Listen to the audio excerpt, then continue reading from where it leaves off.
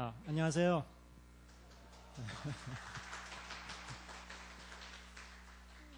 어떻게 하다 보니까 벌써 마지막 시간이 됐네요.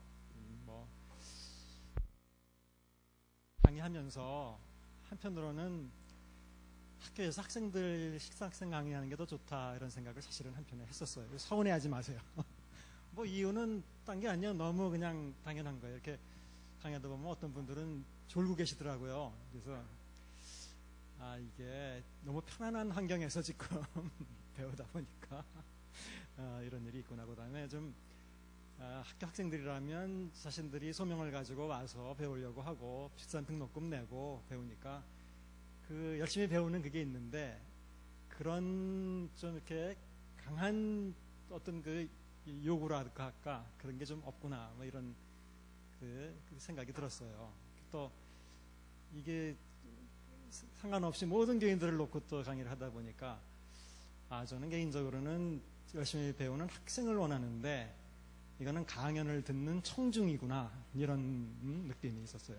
그냥 저 혼자 생각한 거예요. 근데 이렇게 그 팝 퀴즈 마지막 퀴즈를 하는 걸 보는 그 수준을 볼 때는 또 제가 생각했던 그게 또 싹 없어졌어요. 왜냐하면 여러분들 그냥 설렁설렁 듣는 것 같아도 또 문제가 이게 보통 어려운 게 아니에요. 진짜 사실 그냥 여러분들은 그게 어려운 건지 안 어려운 건지 그거를 아마 가늠 못 하실지도 몰라요. 당연히 배운 거에서 나왔으니까 그냥 쉬운 거다 그렇게 생각할지 모르지만 아마 이 문제 그대로 가져가서 신학교에 가서 물어보면 신학생들 못 맞춰요. 정말이에요.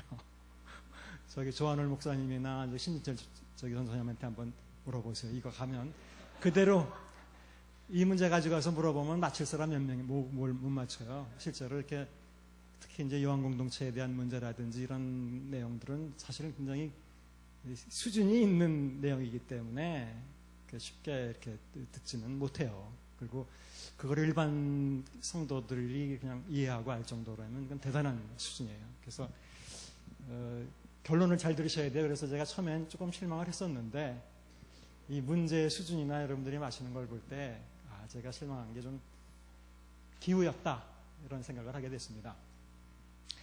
자, 사실 지난주에 그 요한복음은 요한 공동체나 요한에 대해서 그 한 배경적인 이야기가 핵심이에요. 그래서 넘겨보아서 오늘 할 내용들을 잘 보시면 사실 거의 지난주에 한 번씩 다 얘기했던 거예요.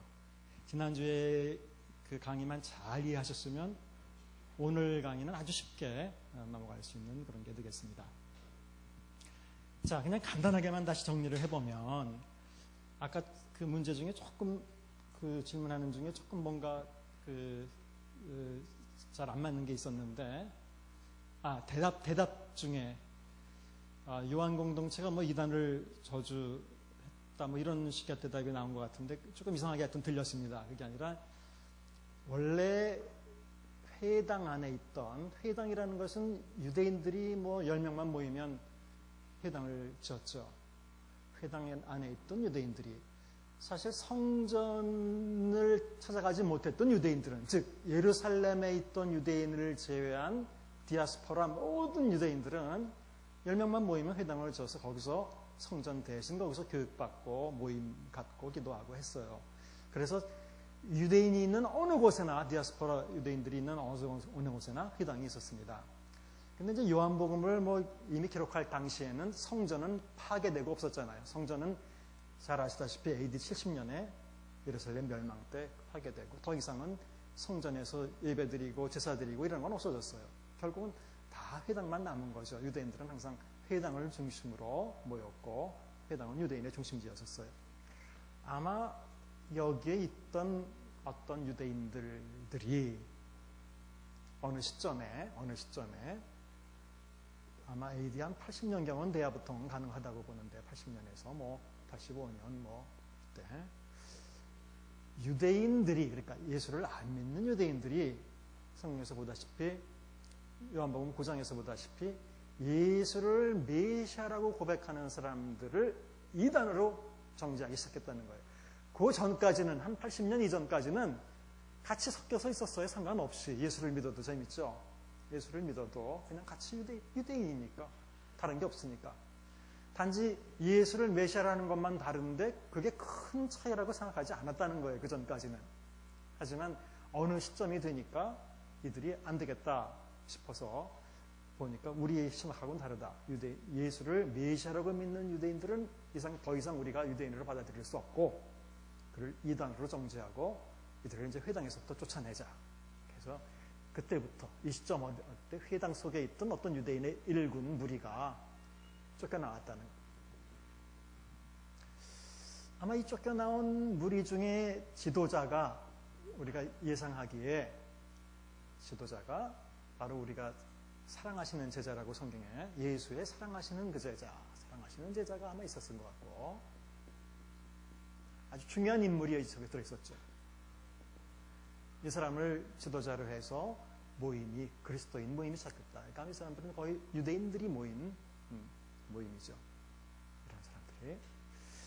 근데 이 사람들은 굉장히 좀 직접적으로 핍박을 이 사람들에게 당한 것보다 일단 유대인 회당에서 쫓겨났다는 자체가 큰 상실감을 가졌을 거예요. 그래서 이 지도자를 중심으로 해서 똘똘 뭉치지 않았으면 아마 자신들의 어떤 그 공동체를 유지하기도 굉장히 어려웠을 거예요. 그 정도로 굉장히 똘똘 뭉쳐야 되는 강박관념이 있었고 그러다 보니까 모든 신학들이 굉장히 독특하고 강하게 이제 좀 표현되어 있다.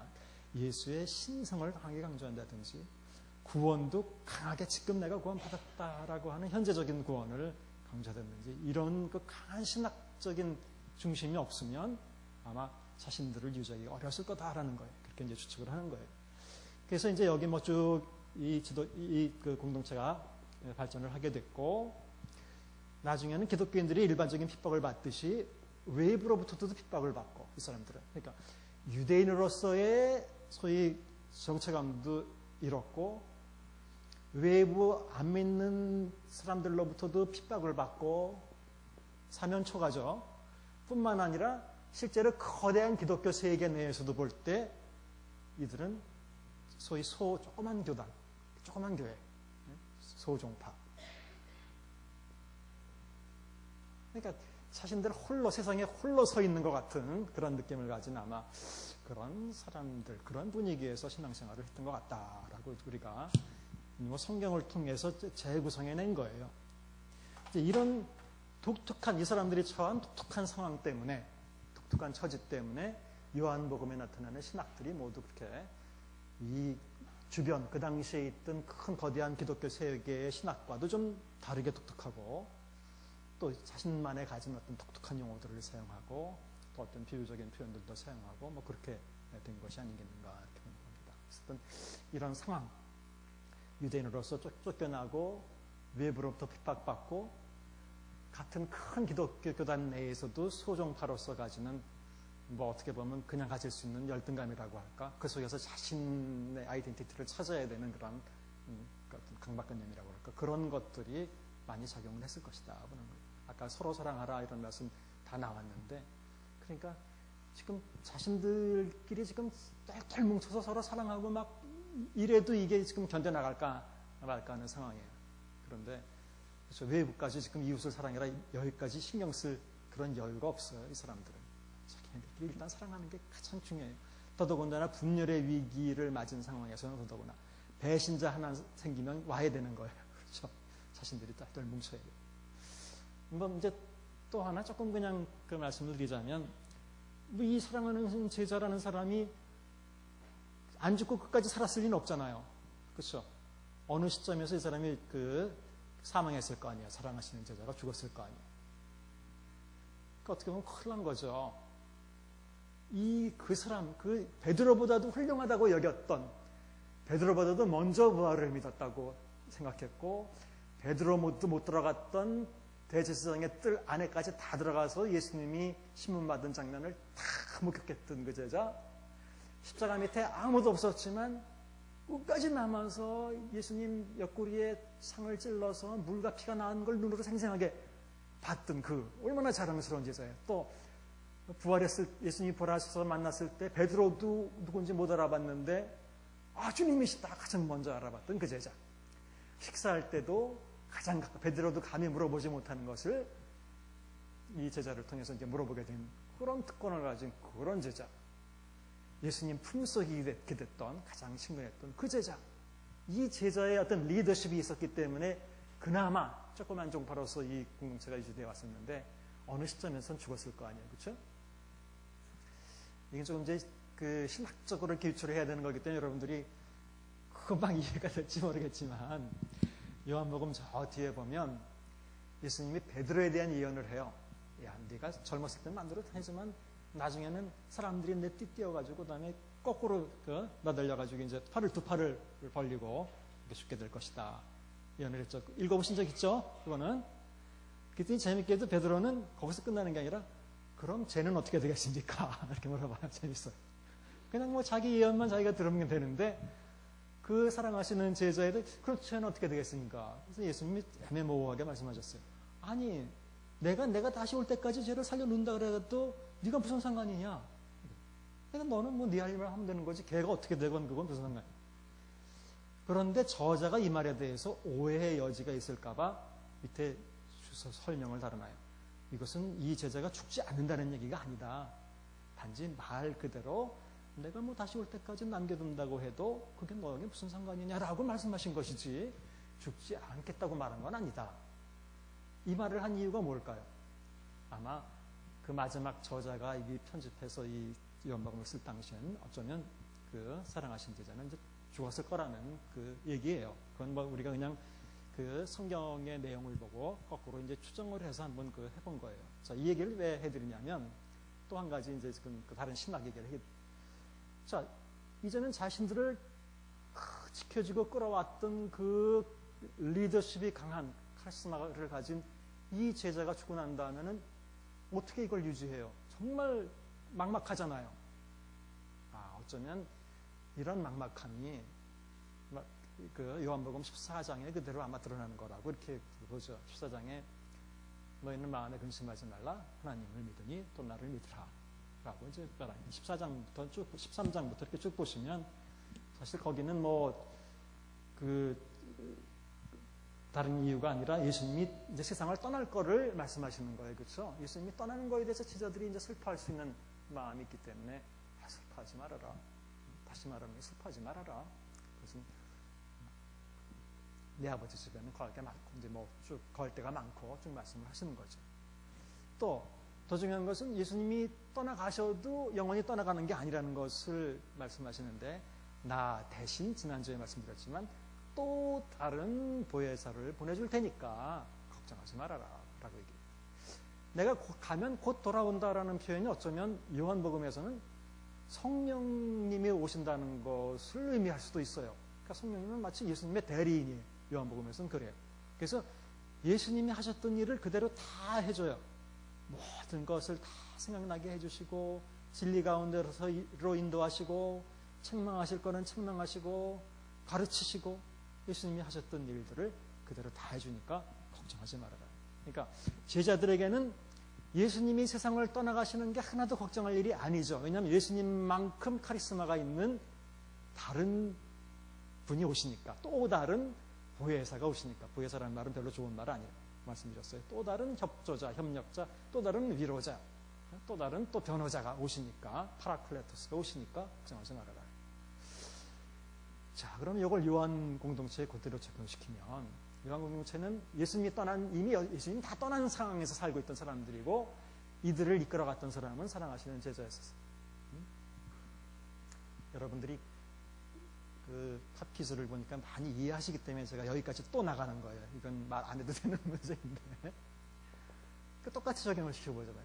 그렇게 그들을 이끌어왔던 사랑하시는 제자가 죽었다 그럴 때 이들은 과연 누가 이들을 이제 지켜줄 거냐.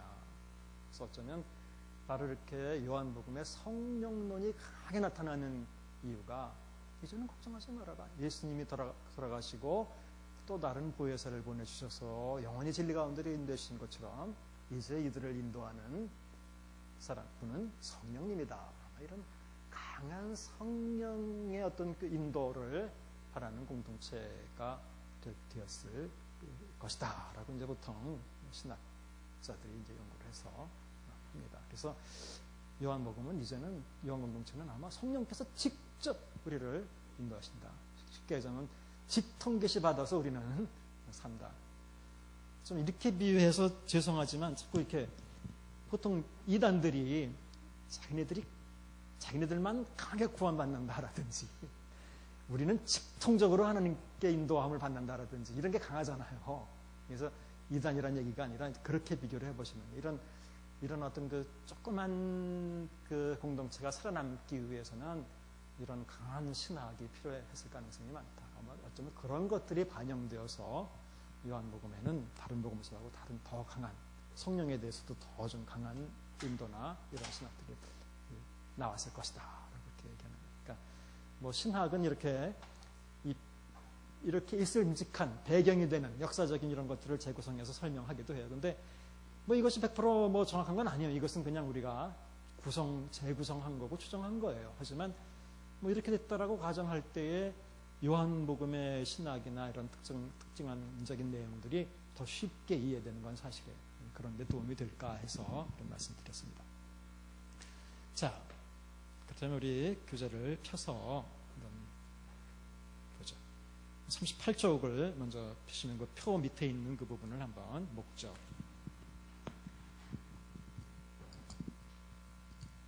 이미 지난주에 많은 것을 했기 때문에 좀 쉬워요, 오늘은. 자, 이렇게 왜 복음서를 쓴다라는 것을 명확하게 나름대로 기록하고 있는 복음서는 네 복음서 중에서 요한복음밖에 없어요. 마태복음 아무리 읽어봐도 이것을 기록하면 너희로 하여금 뭐 행하게 하고 이런 표현이 없어요. 정확하게 이렇게 왜 이 복음서를 쓰고 있다라는 표현이 없어요. 누가복음은 그나마 왜 복음서를 쓰고 있다는 표현을 쓰고 있는데 아주 모호해요. 누가는 오히려 어떻게 복음을 썼느냐를 명확하게 말하고 있지만 왜 썼느냐는 아주 모호해요. 왜냐하면 아시다시피 기억하다시피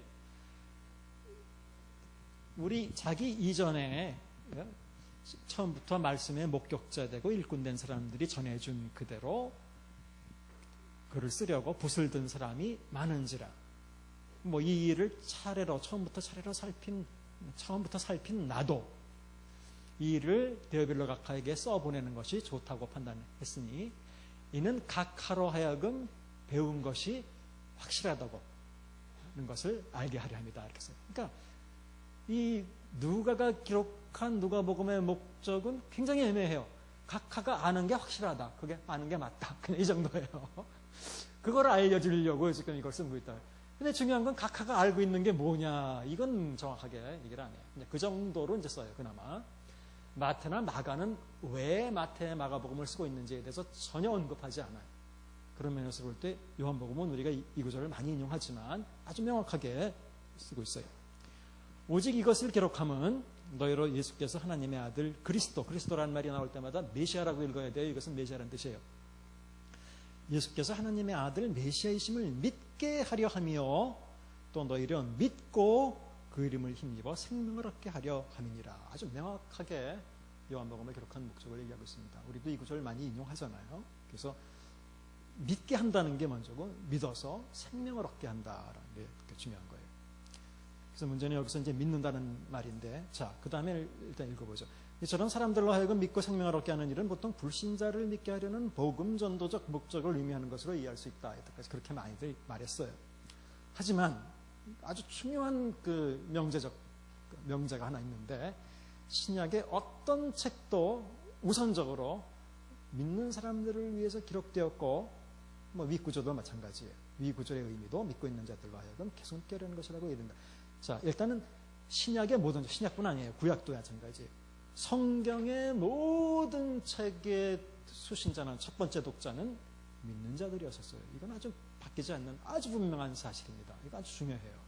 우리가 참 오해. 믿지 않는 자들을 위해 썼다. 천만에. 바울이 어떤 편지도 안 믿는 사람에게 보낸 편지는 없어요. 그렇죠? 갈라디아 교회 다 교회에게 보낸 편지예요. 안 믿는 사람에게 우선적으로, 안 믿는 사람에게 써보내면 누가 읽어요? 그거? 믿기 전에는 안 읽을 거 아니에요. 그럼 누가 그걸 써보내? 그런 게 아니에요. 구약의 모든 책들도 믿고 있던 이스라엘 백성을 위해서 쓴 것이지 이방인을 위해서 쓴 게 아니에요. 우선적으로. 굉장히 중요한 문제예요. 우리가 놓칠 수 있는. 그래서 구약 아니라 신약 모든 책은 다 우선적으로 믿고 있는 사람들에게 썼다라는 것이 굉장히 중요해요. 마태나가 누가 이건 다 모든 게 다.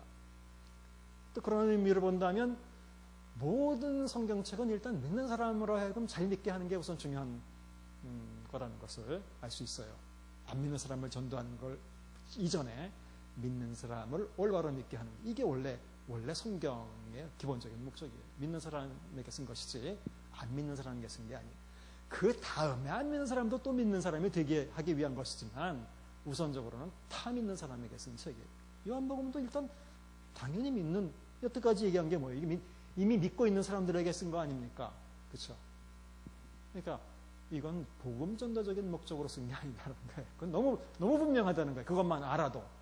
그리고 거기 써 있는 헬라어를 본다면 이제 헬라어예요. 거기 헬라어를 쓴 이유가 히나피스투에테, 거기는 이제 히나피스투에테라는 거는 이제 현재 가정법이고, 그다음에 피스티온테스라고 하는 것은 현재 분사예요. 중요한 것은 다 헬라어에 계신 현재형으로 되어 있다 말이에요. 현재 가정법, 현재 분사 이렇게 되어 있어요. 그러니까 뭐 헬라어를 알면 또 제가 몇 번 반복했기 때문에 현재형으로 믿는다라고 할 때는 보통 계속 믿는다라는 뜻이고, 그러니까 여러분 그 요한일서 읽어보면 하나님께로서 난 자마다 죄를 짓지 범하지 않는다. 죄를 범하는 자마다 하나님에 있지 않다. 하나님의 자녀가 아니다라는 식의 표현들이 여러 번 나와요. 그러니까 죄 안 짓는 사람 어디 있어요? 그럼 여기 다 마귀에서 난 거예요? 아니잖아요. 그러니까 그런 표현들이 다 현재형으로 되어 있다는 것은 계속 습관적으로 똑같은 죄를 반복해서 범한다든지 이런 거 하지 않는다는 거죠. 하나님께서 난 자는. 그런 의미로 이해해야 돼요. 그러니까 어쨌든 여기서 믿는다는 것은 여기 이게 만일 부정과거로 쓰였다면 안 믿는 사람을 믿게 할 때는 부정과거로 쓰여요. 뭐 제가 그 예를 다 드릴 수 없지만 예수님께서 첫 번째 표적을 행했을 때 제자들이 표적을 보고 믿었다 그럴 때는 에피스테산이라고 돼 있어요. 그때는 믿게 되었다라고 표현할 때는 부정과거형으로 나와요. 헬라어가. 그게 정상적인 표현이에요. 이렇게 너희라고 하여금 믿게 하고, 너희가 누군데? 너희가 믿고 있는 사람인데 뭘 안 믿는 사람인가? 믿게 하고 해요. 그래서 계속 그 믿음을 유지하게 하고 이렇게 이해하는 것이 맞는 거예요. 그 다음에 믿고 있는 너희들, 계속해서 믿음을 가지고 있는 너희들 또는 믿음을 지키는 너희들에게 바로 생명이 있다는 것을 알게 한다. 그렇게 봐야 더 의미도 있고 실제로 맞아요. 그것은. 그래서 여태까지 우리가 요한복음을 보면서 또 그런 이유 때문에 자꾸 요한복음을 받겠지만 이것은 안 믿는 사람을 믿게 하고, 물론 그런 목적이 없느냐? 그는 그 다음 목적이라고는 말할 수 있어요. 하지만 우선적으로는 믿고 있는 사람들이 계속 그 믿음을 지키게 한다는 것이 실제로 이 말 표현 속에서 나타나고 있습니다. 따라서 요한복음은 우선적으로 불신자를 복음 전도하기 위한 목적으로 기록됐다기보다는 요한의 교회가 이미 지니고 있는 믿음을 계속 지키도록 격려하기 위한 목적으로 기록되었다고 보는 것이 타당하다. 그들은 아마도 이미 말씀드린 대로 이미 예수 그리스도를 시인함으로써 회당으로부터 추방을 경험하고 또 핍박을 경험하고 있을 것인데, 저자는 그런 독자들이 그러한 어려움에도 유동치 않고 그 믿음을 계속 지켜나가도록 복음서를 통해 권면하고 있는 것으로 보인다. 특히 핍박을 경험하고 있던 사람들에게 이러한 현재적 영생에 대한 약속은 믿음을 계속 유지하고 지키는 강한 원동력이 되었을 것이다. 그래서 이런 강한 확신을 가지고 그 믿음을 지켜나가도록 아마 도움을 준 거라고 봐요. 그래서 목적을 명확하게 밝히고 있는데 요한복음은 다른 복음서에 비해서 그 명확한 목적이 무엇인지를 혹시 과거 우리가 일반적으로 이해했듯이 그냥 복음 전도적인 목적이다 이렇게 생각하지 마시고 똑바로 그 믿음을 계속 지켜나가라. 너희들이 그 믿음을 가지느라고 예수를 그리스도라고 시인함으로써 추방까지 당했는데 유대인으로부터 그냥 밀고 나가라. 끝까지 지키고 나가라. 그런 외부적인 핍박이나 이런 것 때문에 흔들리지 말고 그런 의미로 이해하는 게 좋겠습니다. 자, 넘겨보세요. 39쪽. 자, 이 내용들은 뭐 실제로 거의 지난주에 다 했던 내용이고, 여기 첫째, 둘째, 셋째, 넷째 한 것은 뭐 제 책, 다른 책, 신약성서 해석과 비평에서 그대로 옮겨온 그 본문입니다. 뭐 첫째는 요한복음은 독특하니까 그 독특한 용어들을 잘 이해해야 요한복음을 이해할 수 있다 이런 얘기고, 그냥 간단하게만 할게요. 둘째는 여태까지 얘기했던 요한복음은 조그만 소분타, 종타였었다. 이런 성격을 좀 잘 이해한다면 요한복음의 그 독특한 신학을 잘 이해할 수 있다, 이런 얘기예요. 셋째는 요한복음은 요한 서신과 연결해서 이해해야 된다. 이것을 지난주에 다 말씀드렸고, 넷째, 요한복음을 정경 안에 정경으로 만들지 말아야 된다. 이 얘기는 사실 여러 번 여러분들에게 사실 앞에서부터 했습니다. 정경 안에 정경으로 만들지 말아라. 그러니까 1세기 때 요한복음은 그 시기를 대표하는, 기독교 신학을 대표하는 그런 책이 아니었기 때문에, 오히려 독특한 책이었기 때문에 그럼에도 불구하고 지금은 우리가 요한복음에 근거해서 요한복음을 마치 기독교 신학을 대표하는 책으로 이렇게 생각한다면 이건 좀 뭔가 착오다라고 이렇게 말씀드립니다. 그래서 저는 이렇게 성경을 가르치면서 좀 이렇게 균형 있는, 균형 잡힌 이런 얘기를, 이런 표현을 많이 쓰는데, 그러니까 어느 특정한 책에만 의존하지 않는 거, 성경 전체에 고루 이렇게 나타나고 있는 거, 이게 균형 있는 거 아닙니까? 마태복음에만 의존해도 안 되는 거예요, 또. 그렇잖아요? 요한복음에만 의존해도 안 되는 거예요. 로마서에만 의존해도 안 되는 거예요. 왜 성경이 왜 66권입니까? 왜 신약이 27권입니까? 27권 다 그만큼 정경이라는 말이 중요하다는 거예요. 그 중에 더 중요한 어떤 정경 안에 정경이 있는 게 아닙니다. 그러니까 어떻게 보면 정경 안에 어떤 특별한 더 중요한 책들이 있는 것처럼 만일 우리가 생활하고 있고 성경을 이해하고 있다면 그것은 하나님이 주신 27권을 파괴하는 행위입니다. 죄송한 얘기지만. 왜냐하면 이 중에서 우리가 어떤 특정한 책만 또 골라낸 거기 때문에, 나머지를 정경으로 인정하지 않는 거나 마찬가지이기 때문에. 루터가 야고보서를 뭐라고 그랬죠? 지푸라기 서신이라고 얘기했어요. 지푸라기 같은 책이다. 쓸데없는 책이다라고 얘기했어요. 루터가. 왜냐하면 종교개혁에서는 믿음으로 의롭게 되는 것을 강조하는, 그게 중요한 거 아니에요. 그러니까 로마서, 요한복음 이런 게 제일 중요한 책인데, 야고보서를 읽어보니까 이게 완전히 믿음으로 의롭게 된다는 얘기가 안 나오고, 그러니까 스스로 종교개혁을 한 것까지는 좋았는데 성경 중에 자기 취향에 입맛에 맞는 것만 옳은 것이고 자기 입맛에 안 맞는 것은 지푸라기 같은 책이다, 쓸데없는 책이다, 이런 식으로 표현을 했어요. 그러니까 이런 게 이제 문제라는 거니까. 오히려 우리가 추구하고 있는 신학에 맞는 것만 마치 옳은 것이고, 거꾸로 된 거 아니냐 말이에요. 성경에 나온 것에 우리를 맞춰가는 게 맞는데, 또 야고보서도 또 하나님의 우리가 그 정경 안에 들어와 있는 게 분명하다면, 여러분 캐톨릭을 전에도 말씀드렸지만 우리가 가지고 있는 66권 이외에 다른 책을 쓴다고 정경에다가 뭘 추가했다고 이단이라고 막 사람들이 얘기하지 않아요? 한편으로는. 그럼 정경에 뭘 추가한 것도 이단이면 정경에서 뭘 빼는 것도 이단 아니에요? 당연히. 만약 어떤 교회가 성경 27권을 다 인정하지 않고 그 중에 요한복음과 로마서만 인정한다, 그럼 그거 당연히 우리가 이단이라 그럴 거 아니에요? 우리가 그런 표현은 안 쓰지만 실제로 우리 생각이나 신학 속에서는 나머지는 별로 중요하게 생각하지 않고 이것만 중요하게 생각하고 있다면 결국 그렇게 되는 거예요. 그러니까 형평성, 균형 잡힌 성경 전체를 이렇게 잘 이렇게 조화시키는 그런 신학이 필요해요. 함께 치우치면 안 됩니다.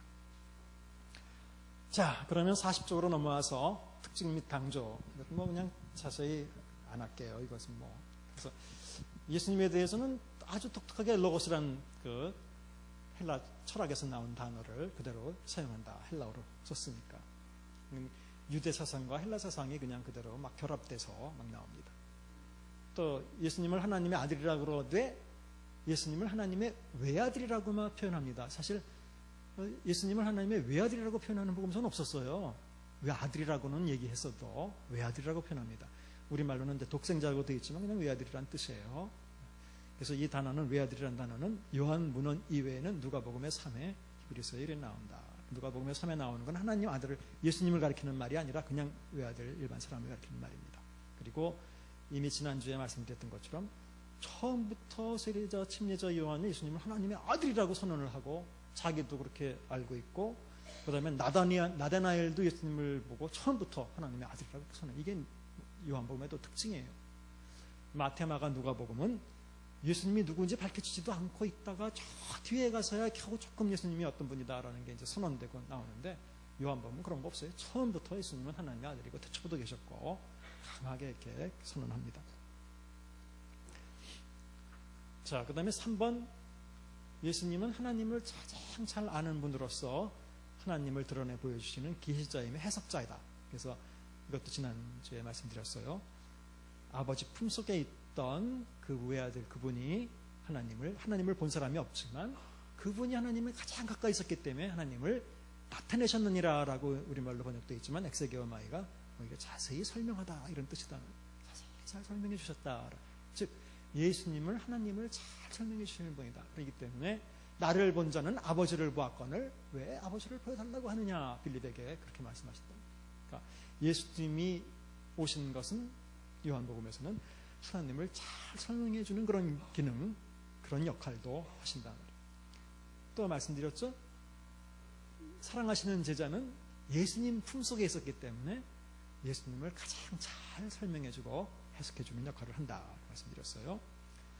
그 다음에 예수님을 메시아라고 표현합니다. 사실 신약 성경에서 요한복음만이 메시아스라고 히브리어 표현을 그대로 씁니다. 나머지는 다 그리스도라고 표현하잖아요. 그리스도는 헬라어고 메시아는 히브리어인데, 근데 요한복음만 메시아라고 히브리어를 음역해서 헬라어로 음역해서 써요. 굉장히 유대적인 느낌이 많이 나요.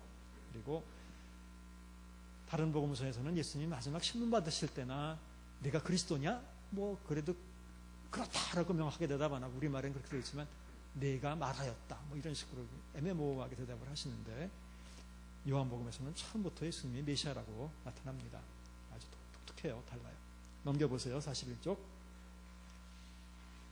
예수님은 왕으로 나타납니다. 이스라엘 왕이라고 또 고백해요. 나다나엘이 처음부터. 하지만 당연히 뭐 이 세상의 왕은 아니죠. 그 다음에 6번째 그 예언자다. Ho prophetess, the prophet. 5,000명을 먹이신 표적을 본 사람들이 예수님을 세상에 오시는 그 선지자라고 고백해요. 예수님은 참으로 그 예언자다라고 7장 40절에도 나와요.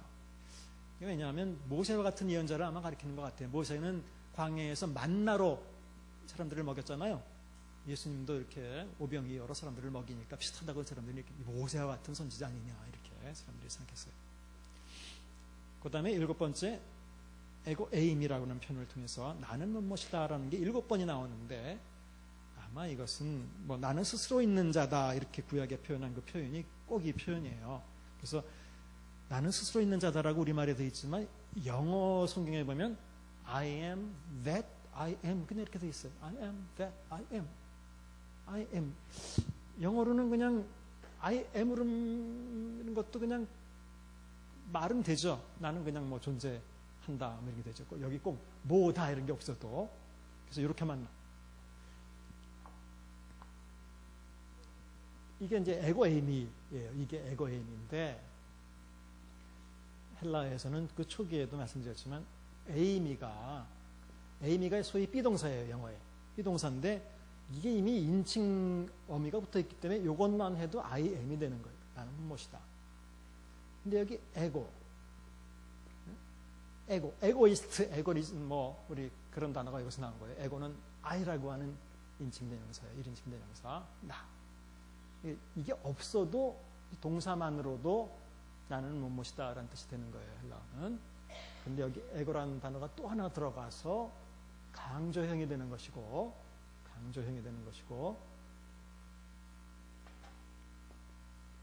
또 이 표현 자체가 하나님이 나는 스스로 있는 자다라고 할 때 그 표현 헬라어로 옮기면 그 표현 그대로이기 때문에 이것은 보통 신적인 표현이다 이렇게 봐요. 하나님 스스로 자기를 선언하는 신적인 표현이다. 나는 무엇이다 이렇게 표현할 때 그래서 요한복음에만 이런 신적인 표현이 7번 나오죠. 그 내용은 뭐 보시면 알고 그 다음에 그 외에도 뭐 요한복음에만 나오는 예수님을 표현하는 다양한 표현들이 있어요. 나는 예수님을 참 빛이다. 세상 죄를 지고 가는 하나님의 어린 양 뭐 그렇게 번역해도 되지만 사실은 더 좋은 번역은 세상 죄를 치워버리는 하나님의 어린 양이다. 없애버리는 치워버리는 그게 더 좋은 번역이 또 하나님께로서 오신 선생이다 뭐 신랑이다 어떤 독특한 표현들이 많이 나옵니다. 또 예수님을 하나님이라고 표현해요. 저자는 그 로고스가 곧 하나님이라고 1장 1절에 해설을 하고 있고 그 다음에 빌립에게는 나를 보아온 자는 아버지를 보아온 건다라고 거의 동등하게 이렇게 표현을 했고 그 다음에 도마가 분명하게 나의 주시며 나의 하나님이십니다 이렇게 그 표현을 합니다. 도마는 참 사실은 요한복음 전체에서 다른 복음에서 나오지도 않지만 참 훌륭한 사실은 사람으로 등장을 합니다. 그 얘기는 이제 제가 이 뒷부분에 마지막 부분에 좀 해드릴게요. 도마가 잘못 우리에게 전달이 되고 이해가 된 부분이 있어요. 어쨌든 여러 등장인물들 중에 그래도 마치 앞에 세 복음서에서 그나마 주는 그리스도시여 살아계신 하나님의 아들이시니다 고백한 사람이 누구예요? 베드로죠. 마치 거기에 필적하는 요한복음에서는 그런 식의 고백을 하는 사람이 지금 도마예요. 아무도 사실은 성경 전체에서 예수님을 하나님이라고 고백한 사람은 하나도 없어요. 실제로 신약 성경 전체에서 예수님을 하나님이라고 명확하게 선언하는 구절은 몇 구절 안 돼요. 요한일서에 한번 나오고 로마서에 어딘가 하나 잘 눈에 안 띄는데 하나 슬쩍 나와요. 직접 예수님을 하나님의 아들이 아니라 하나님이다라고 고백하고 있는 거 아니에요 지금. 그렇죠? 이건 놀라운 그 신약 전체를 통해서도 성경 전체를 통해서도 너무너무 놀라운 선언이에요. 이 위대한 선언을 한 사람을 역사가 그렇게 한 건 아니지만 누군가가 이상한 복음성가를 만들어서 의심한 도마와 같이 그래서 아주 의심자로 낙인시켰는데 이 얘기는 조금 이따가 조금 더 자세히 말씀을 드릴게요. 제가 항상 하면서 저기 천국에서 저한테 감사해야 될 사람들이 몇 사람 있거든요. 그 중에 진짜 저한테 고맙다고 생각할 사람이 도마예요, 도마. 제가 그 명예를 회복시켜주기 위해서 얼마나 많은 노력을 하고 있고, 사실은 그 외에 또 한 사람이 있다면 빌라도예요, 사실.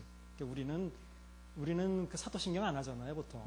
근데 보통 사도신경 하면 잘 나가다가 본디오 빌라도에게 고난을 받으사 이렇게 나오잖아요. 본디오 빌라도가 아주 그냥 사람 입에 벌써 사도신경이 생긴 다음부터 여태까지 이렇게 반복. 그 많은 사람들이 할 때마다 본디오 빌라도의 고난을 받으사 이렇게 나오는데, 사실 여러분들이 앞에 우리 누가복음 할 때 조금 다룰까 하다가 제가 그냥 넘어갔는데 시간이 없어서 잘 빌라도에게 신문받은 장면들을 잘 보세요. 어느 복음서든지 특히 누가복음과 요한복음 또 마태복음도 마찬가지. 빌라도는 어떻게든지 예수님 죄 없다고 선언하고 놓으려고 나아주려고 애쓰고 몇 번이나 했었는데 유대인들이 또 소리 지르고 또 소리 지르고 재촉하고 큰 소리 지르고 그래서 누가복음 보면 결국 그 사람들 소리가 이긴지라 그래서 할 수 없이 그 사람들이 원하는 대로 하기로 언도하고 그들의 뜻대로 하게 하리라 이렇게 되어 있어요. 누구의 뜻대로냐면 유대인들 뜻대로 하게 하니라 이런 뜻이에요. 그러니까 전체적으로 절대로 오히려 어떻게든지 빌라도는 예수님을 놓아주려고 했었다는 쪽으로 서술을 해가요. 전체를 보면.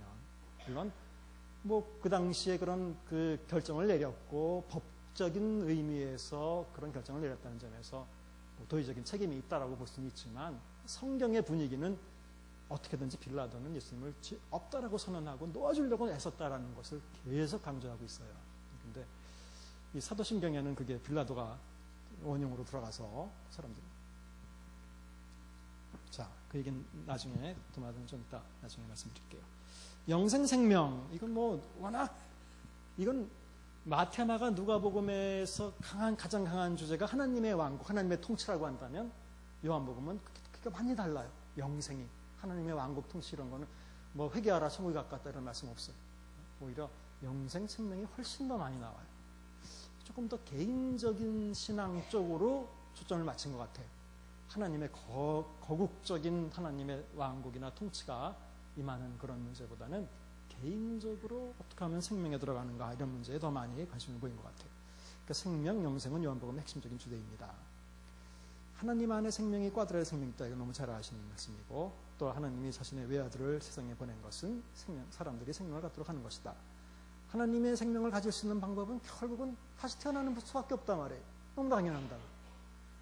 우리가 인간의 생명을 갖는 방법은 태어나는 건데 마찬가지 하나님의 생명을 갖는 방법은 그런 면에서도 또 태어나는 거다. 이제 영적으로 태어나는 거다. 이것은 육체적으로 태어나는 게 아니라 위로부터 성령으로 나는 것이다. 그래서 내가 거듭나지 않으면 거듭난다라는 근데 거듭나지 않으면 할 때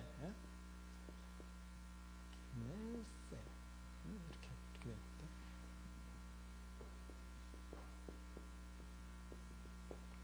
되는데 이것은 이제 말로는 나타 이런 뜻이에요.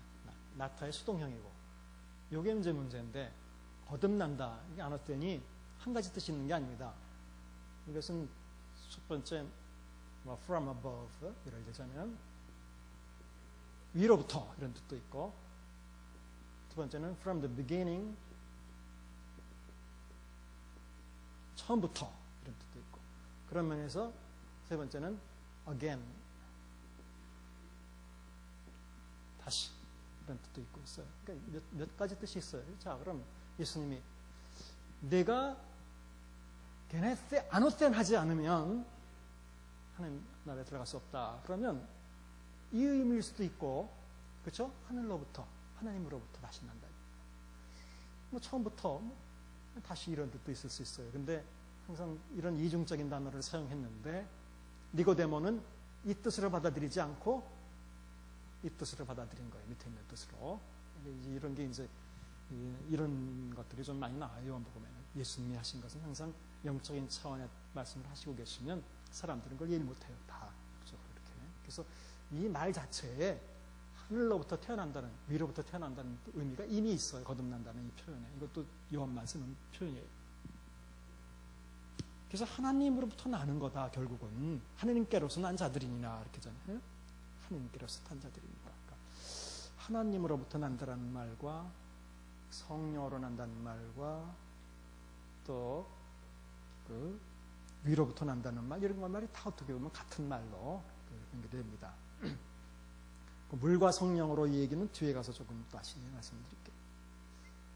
자, 그래서 하나님의 생명을 받을 수 있는 방법은 또 믿는 것이다.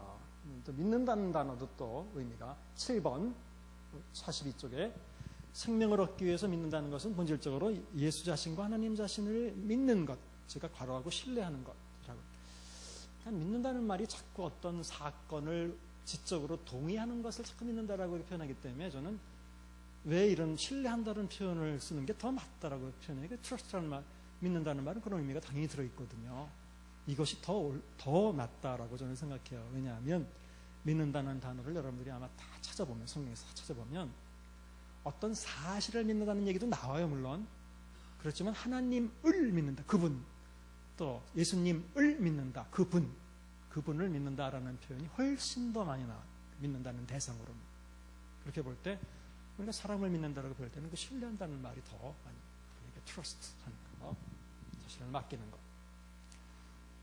그래서 3장 36절 같은 데 보시면 거기 나온 대로 하나님의 계명을 순종하는 것이, 믿는 사람들은 계명을 순종한다고 얘기해요. 또는 내 살을 먹고 내 피를 마시는 것, 이것이 믿는 것과 동일한 것으로 나오기도 해요. 결국 그것은 예수님이 고난에 동참하는 것을 말하죠. 그래서 자꾸 우리는 믿는다는 표현을 어떤 사실, 돌아가시고 내 죄를 위해서 벌하셨다, 그런 사실만을 믿는 것을 의미하는 게 아니라 훨씬 더 많은 경우에 예수님 그분 자신에게 내 몸을 맡기는 것, 트러스트하는 것, 또 하나님 그분에게 내 몸을 맡기는, 이것이 진짜 믿는 것이지 단순히 머릿속에서 일어나는 어떤 일을 믿는다라고 말할 수는 없다. 8번째, 영생은 유일하신 참 하나님과 그분의 신자 예수 그리스도를 또 아는 것이라고 되어 있어요. 아는 것. 그래서 히나 기노스코신, 그래서 기노스코라는 단어와, 이것은 아마 기노스코라는 단어는 아마 히브리어 야다에서 온 것으로 이제 보통 얘기를 해요. 야다. 야다라는 말이 히브리어에서 알다라는 뜻인데,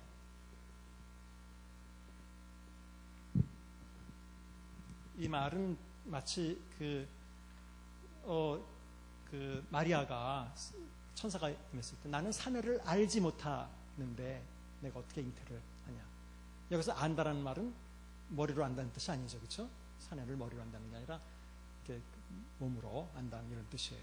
그래서 어떤 그런 성적인 관계를 하거나 육체적인 관계를 하거나 이렇게 친밀하게 아는 것을 의미해요. 경험한다는 것을 의미해요. 그래서 바로 그런 안다라는 뜻에는 단순히 머리로 안다는 이런 의미가 아니라 친밀하게 삶으로 안다는 것, 결혼해서 안다, 이런 그런 의미가 들어있어요. 이건 구약의 야다라고 하는 그 동사가 똑같이 그런 의미를 가지고 있어요. 이걸 신약의 기노스코로 옮겼을 때 아마 이런 문제에 대해서는 과거에도 아마 우리가 배운 것 같아요. 그렇죠? 전에 그 하나님을 그 책들에서 나왔던 것 같아요. 그 다음에 9번째, 영생이란 영원하신 하나님의 속성을 지닌 하나님의 생명이다. 자꾸 이제 우리는 영생 그러면 우리 머릿속에는 영원한, 그냥 죽지 않는, 이렇게 시간적인 개념을 자꾸 시간적인 개념만 생각하는 것 같아요. 근데 요한복음에서는 영생이라는 단어와 그냥 생명이라는 단어가 동일한 단어예요. 요한복음에서는 영생, 생명 다 똑같은 말이에요. 오히려 이것은 요한복음에서 영생이라는 것은 시간적으로 영원하다는 개념보다는 오히려 진짜 영적인 생명이다. 또는 하나님적인 생명이다. 뭐 이런 의미가 하나님의 생명이다. 이런 뜻이에요. 오히려. 하나님은 영원하신 분이니까 그 생명은 영원한 거예요. 자꾸 시간적으로 영원하다 이런 것만 생각하지 말고 이것은 하나님적인 속성이고 하나님적인 생명이다. 그래서 생명. 그래서 영생이 있다는 것은 곧 하나님의 생명이 있다는 것은 곧 하나님의 속성을 가지고 그대로 산다는 것을 의미해요. 이게 굉장히 중요해요. 그래서 영어로 생명이 뭡니까? 영어로 life죠. 영어로 생활은 뭡니까? life죠.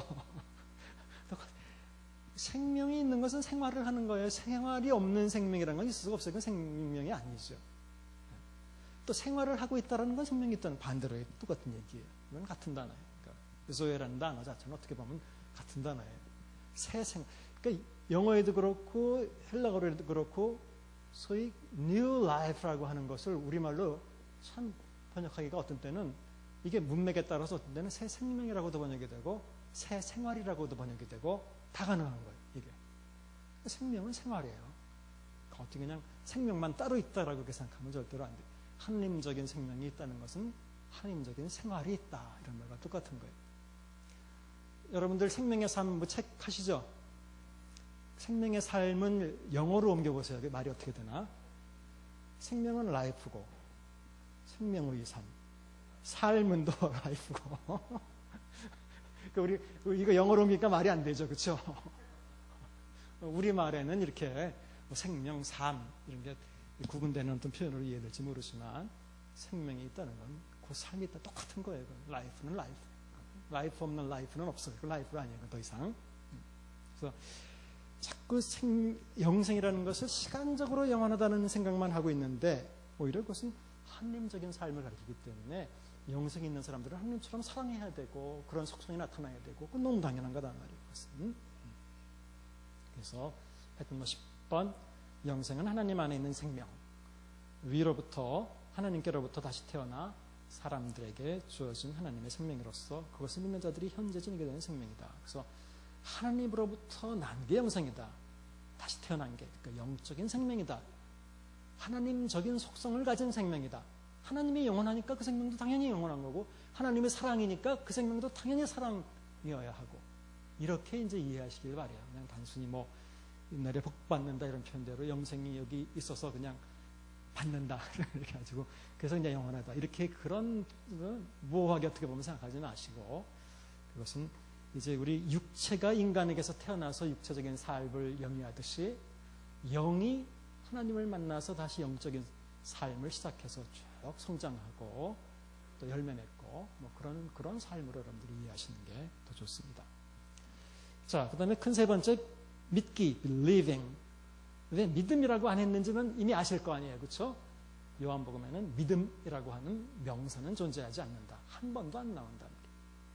오히려 믿는다라고 하는 동사 또는 분사도 동사 역할을 그대로 하는 거거든요. 분사는 당연히 접속사 플러스 동사 이런 역할을 하는 거예요. 이게 분사는 똑같아요. 영어랑 비슷해요. 그래서 동사 형태로만 98회나 사용되는데 재밌게도 명사는 한 번도 안 나온다는. 그러니까 믿음이라고 하는 것은 믿는다라고 하는 것은 말 그대로 제가 말씀드린 대로 이건 실제로 하는 행위고 삶이지 믿음이라고 하는 것은 초성적인 어떤 뭐 규명하거나 뭐 이해하거나 머릿속에서 그런 게 아니다. 자, 두 번째 믿는 대상은 거의 대부분 예수님 또는 하나님이다. 앞에 말씀드렸죠.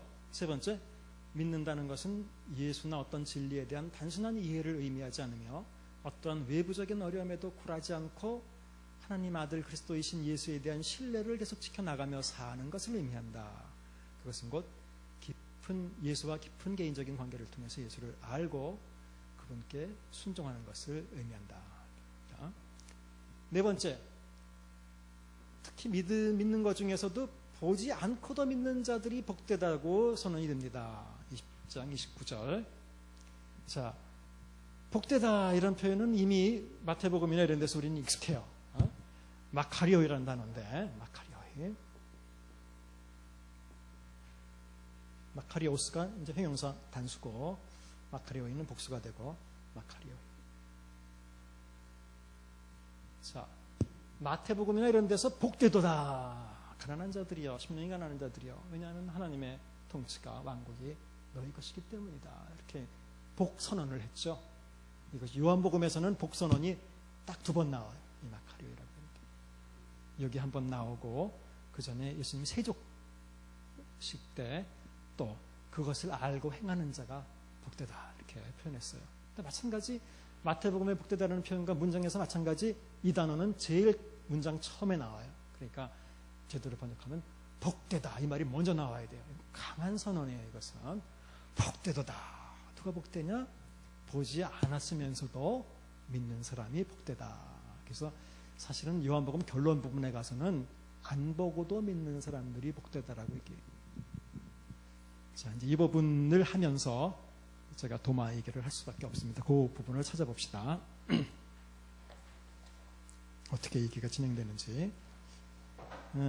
그게 이제 20장 29절 부분이니까 몇 페이지인지 한번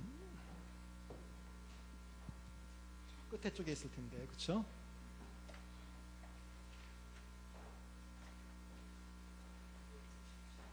(297페이지요) 네. 네, 그 부분을 한번 보죠. 예수님 부활하셔서 이제 제자들에게 첫 번째, 두 번째 나타나신 장면입니다. 처음으로 제자들에게 나타나셨을 때 제자들은 유대인들을 두려워해서 문을 닫고 모여 있었다. 예수님이 오셔서 너에게 평강이 있을지어다 하면서 다 보여주셨어요. 옆구리도 보여주시고, 그리고 아버지께서 나를 보내신 것처럼 나도 너희를 보내노라. 그 다음에 죄 사함에 대해서 말씀하셨고, 근데 24절부터 이제 12제자 중에 하나로서 디두모라고 불리는 도마는, 디두모라는 말은 쌍둥이라는 뜻입니다. 쌍둥이.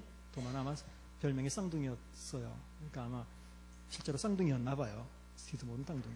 불리는 도마는 예수께서 오셨을 때 함께 있지 아니한 자라. 그러니까 처음에 제자들에게 나타났을 때 도마는 그 자리에 없었다는 거예요.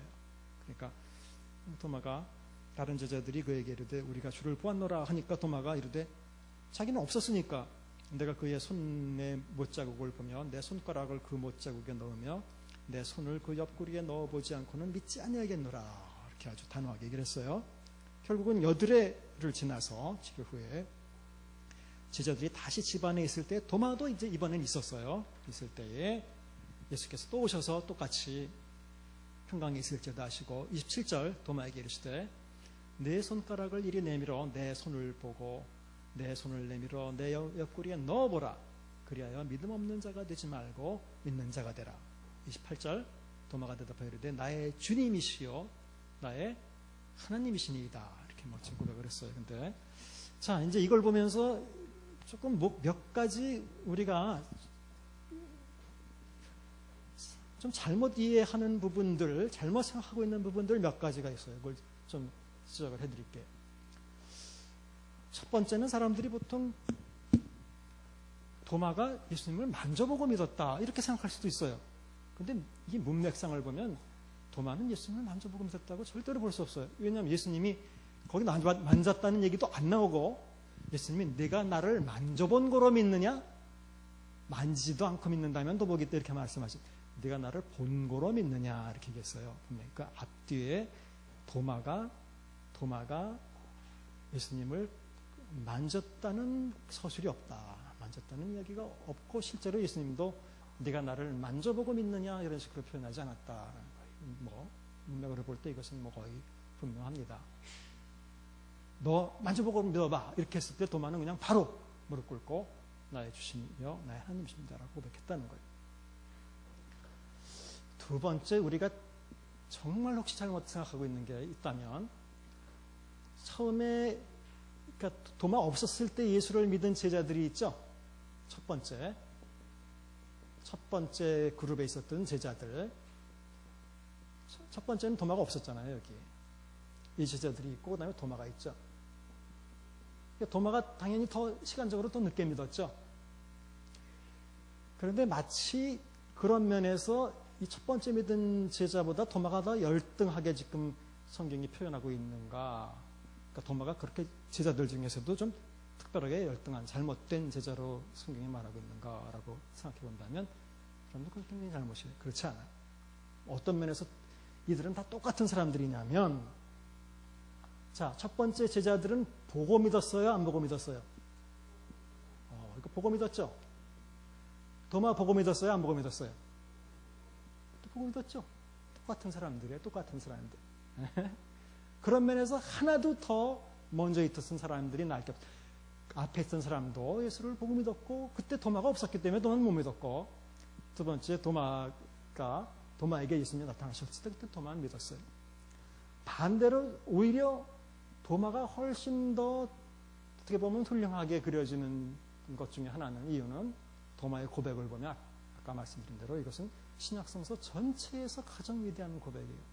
당신은 하나님의 아들입니다가 아닙니다.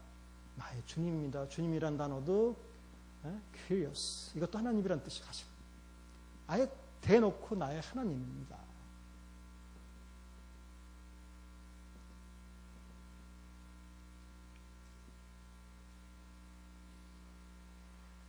사실상 요한복음 전체에서 가장 이상적으로 그려지는 제자는 사실은 사랑하시는 제자예요.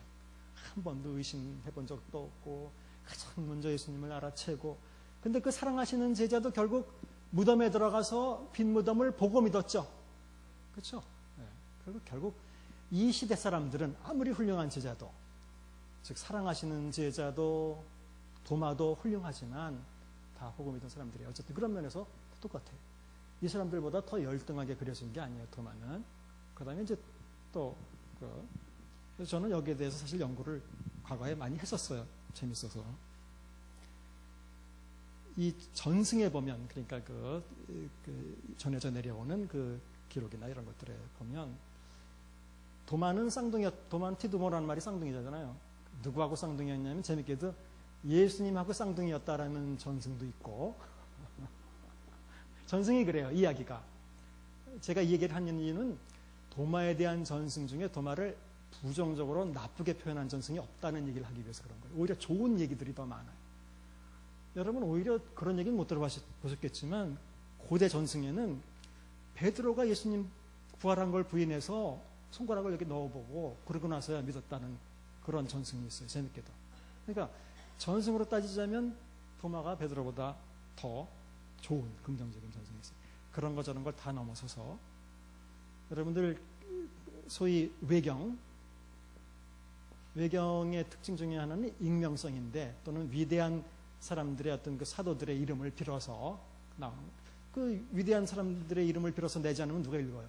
그러니까 다 유명한 사람들의 이름을 빌어서 내는 거예요. 자, 도마라는 사람의 이름이 들어간 신약 외경이 3가지나 돼요. 우리가 잘 아는 도마복음서, 도마행전, 또 도마의 유년기 복음서, 이런 3가지가 있어요. 이건 뭘 의미하느냐?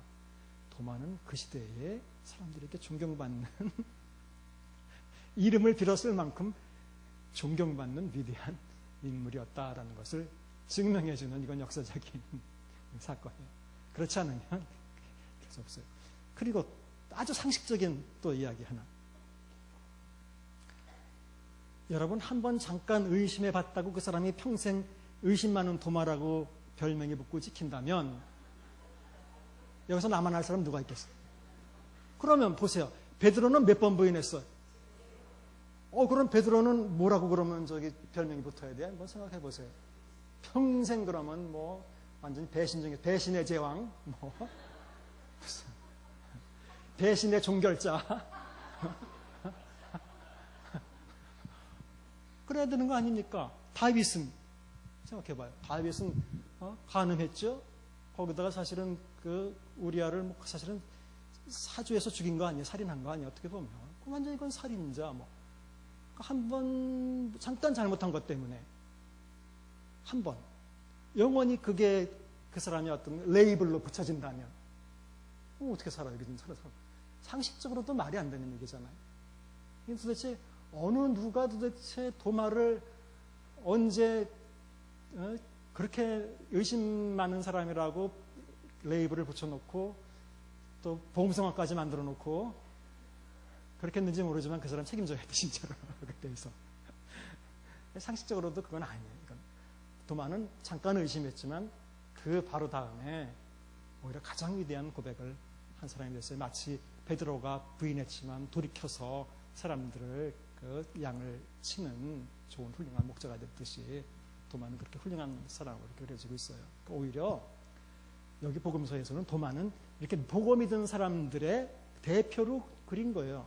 봐라, 보지 않고는 못 믿는 거 아니냐, 너희들 제자들이라고 해도 결국 보고 믿는 거 아니냐. 그리고 더 저자가 하고 싶은 얘기는 그 다음에 나오는 거예요. 바로 예수님이 하신 대로 네가 나를 본고로 믿느냐. 29절 보지 못하고 믿는 자 복되도다. 보지 않고도 믿을 수 있는 사람들. 그러니까 결국 이 모든 제자들이 다 도마와 함께 같은 레벨에 있는 것이고, 보지 않고도 믿는 사람들은 이제 훨씬 더 복된 위치에 있는 차원에 있는 거예요. 그래서 오히려 이 사건은 보지 않고도 믿는 사람은 진짜 복되다라는 것을 말해주려고 하는 사건이에요. 사실은 도마가 뭐 어땠다 이런 얘기보다 그 사람이 이렇게 아무리 훌륭한 고백을 했어도 보지 않고도 이런 훌륭한 고백할 수 있는 사람들이라면 더 복되다. 누굴 가리키는 말일까요? 여기서 우리 이전에 누구예요? 요한공동체 이거 읽는 사람들, 처음에 읽었던 사람들, 니네들이 요한공동체 진짜 더 복된 거다. 얘네들은 아무리 이래봤자 다 보고 믿은 거 아니야. 너희들은 지금 예수님 돌아가시고 하나도 본 사람도 없는데도 지금 그 믿음을 지키고 그 믿음 때문에 쫓겨나고 추방당하고 목숨 걸고 도망다니고, 야, 너희들이 진짜 그래다. 그 사람들에게 한 얘기고 그 다음에 우리들에게 한 얘기. 근데 중요한 것은 어쨌든 도마는 불신자의 대표자가 아니야. 또 하나, 이건 그냥 이렇게 한번 생각해 보시면, 이 제자들 첫 번째 예수님 와서 예수님의 부활을 바로 믿게 된 제자들이 믿은 부활의 강도와 도마가 한번 의심했다가 믿게 된 강도, 어떤 게 더 강할까요? 그렇죠. 그러니까 사실 도마 행전에 보면 도마는 어디까지 가서 전도한 사람이 됐어요? 인도까지 가서 전도한 사람이 됐다고. 그건 뭐 우리가 잘 아는 사실. 누구보다도. 그러니까 이것은 완전히 말 그대로 우리가 회의를 위한 회의가 아니라, 이건 정말 믿고 싶은 어떤 거에 대한 긍정적인 질문이에요. 이게 굉장히 필요한 거예요. 그러면서 제가 또 하나 말씀드리고 싶은 건, 이게 아까 설교 때도 목사님이 이렇게 좀 이렇게 교양 있는 성도들이 이렇게 속에 뭐가 있어도 표현도 안 하고 뭐 보통 그렇잖아요. 그러니까 우리 그 제자 목사들하고 얘기해도 우리 교회는 문제 없어. 그래서 걔네들은 그렇게 얘기해요. 그게 문제라고 그래요. 뭐냐면 뭘 표현을 안 하고 그냥 그 교양의 수준 때문에 속에는 있는데, 문제는 속에도 없으면 괜찮은데 아무도 그렇게 비교양적으로 그걸 표현하는 사람이 없대요. 그러니까 겉으로는 문제가 없지만 사실은 속에는 가지고 있다는 거죠. 이런 게 더 위험하다는 거예요. 사실 솔직하게 이렇게 표현되어서 좀 부딪힌 거 있으면 부딪혀버리고 그 다음에 해결되고 이러면 오히려 괜찮은데, 그런 게 있어도 그냥 물러난다는. 또 어떻게 보면 우리가 믿으면서 이렇게 뭐 회의도 있고 의심도 있고, 그것이 꼭 무슨 예수님을 부인하고 싶어서 의심하는 게 아닐 거 아니에요. 당연히 그렇잖아요. 우리는 더 잘 믿으려고 하면서 오는 어떤 그런 회의나 의심 같은 게 있어요. 그냥 자꾸 묻어놓고 눌러놓고 그러잖아요. 그게 아니라 정말 그런 긍정적인, 난 도마는 참 그런 면에서 훌륭하다고 생각해요. 솔직한 사람이라고 생각해요. 얼마나 솔직해요. 나 못 믿겠으면 못 믿겠다 이렇게 얘기하잖아요. 그러니까 그에 대해서 해답을 받잖아요. 그렇죠? 자기는 못 믿는데 다른 애들이 다 믿으니까 나도 그런 척하고 이렇게 뭐 그렇게 안 하잖아요. 그렇죠? 위선을. 그러니까 좀 믿는 사람들에게 이런 것도 필요하다는 거예요. 그러니까 긍정적인 면에서의 어떤 회의나 추구, 또 한번 도전도 해보고 그런 게 있어야 발전을 하고 그러는 거예요. 그래서 여러 가지 면에서 저는 도마가 어쨌든 우리에게 잘못 인식되고 있고, 그런 그 노래를 지은 사람은 조금 나중에 도마한테 원망을 많이 받게 될 겁니다. 분명히 그렇게 그러지 않았어요. 그러니까 더 중요한 것은 도마는 어쨌든 이 제자들 레벨 중에서도 그래도 가장 오히려 더 훌륭한 사람으로 그려지고 있고 비교적. 근데 그걸 넘어서서 이 본문은 이런 제자들보다도 오히려 안 보고도 그렇게 믿을 수 있는 너희들이야말로 정말 복된 자들이라라는 그런 선언이 더 중요한 여기서는 선언입니다.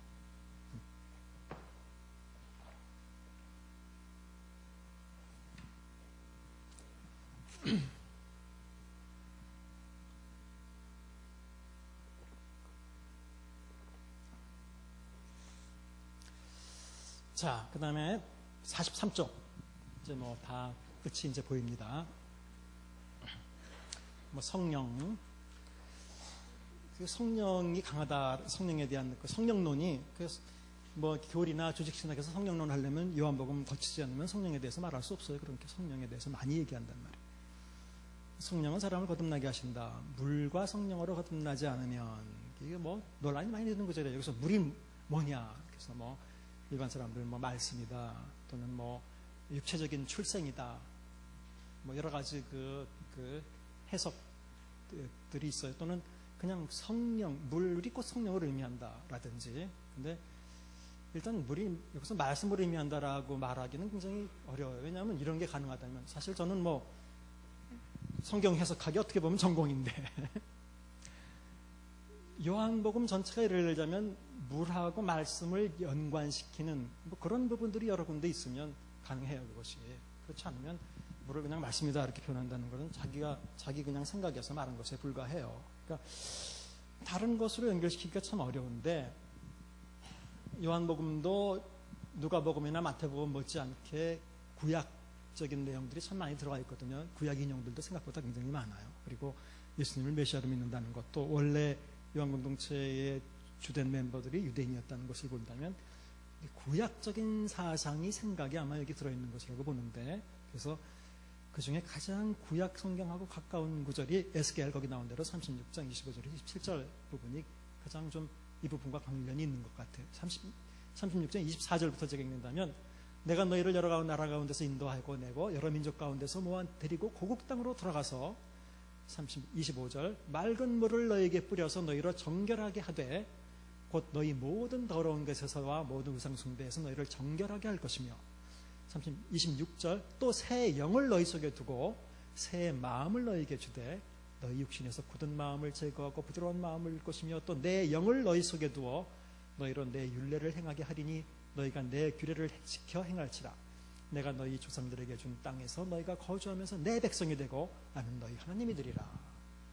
새 땅에 들어가면서 소위 새로운 민족으로 만들면서 물과 성령이 여기 같이 나오는 구절이에요. 아마 이런 구절들로 이해하는 게 제가 볼 때는 제가 여태까지 본 여러 가지 그 이야기 중에서는 가장 가까운 타당한 그래도 해석이지 않겠는가. 이것은 물이라는 것은 그러니까 내가 물로 정결하게 만든다, 깨끗함을 의미하죠. 어떤 사람들은 이거 세례다, 침례다, 뭐 그런 어떤 의식을 말하는 것은 당연히 아닐 거예요. 하지만 뭐 침례를 통한 뭐 깨끗함, 사실 침례는 깨끗함보다는 세례라는 말을 쓸 때 깨끗함이지, 침례는 그런 의미가 아니잖아요. 원래는 죽고 살아나는 의미잖아요. 그러니까 조금 또 침례하고도 달라요. 그런 면에서. 어쨌든 간에 이것은 정결함, 깨끗함, 깨끗하게 만들고 새 영을 너에게 주어서 거듭나게 만든다, 이런 의미로 보는 게 좋겠습니다.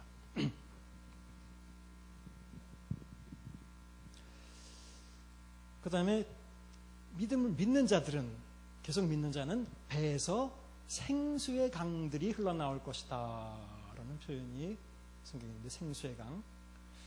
이 생수라는 표현 자체가 뭐 구약에서는 여호와 자신을 가리키기도 하고 그래요. 샘물이라는 말 그런 게. 어쨌든 근데 생수의 강이 흘러나올 것이다 라고 말하면서 7장 38절 다음의 구절에서는 저자가 설명을 분명히 해줘요.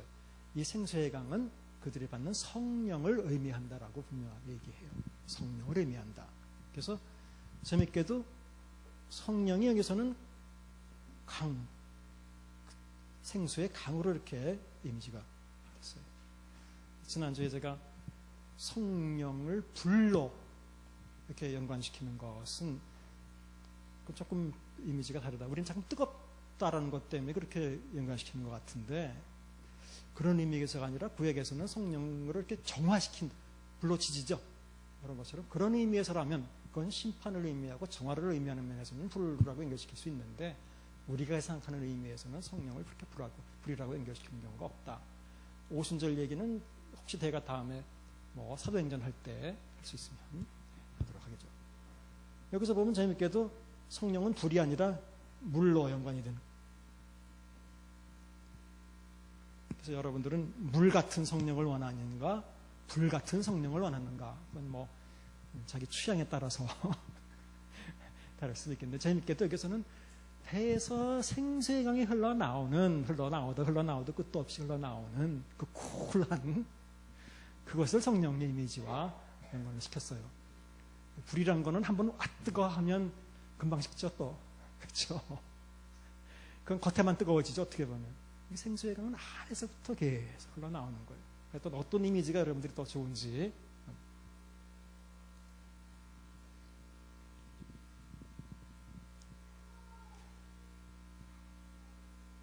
어떤 목사님이 항상 그 후끈하고 뜨끈하고 찌리릭 하는 것만 사람들이 좋아한다고 그런 말을 하더라고요.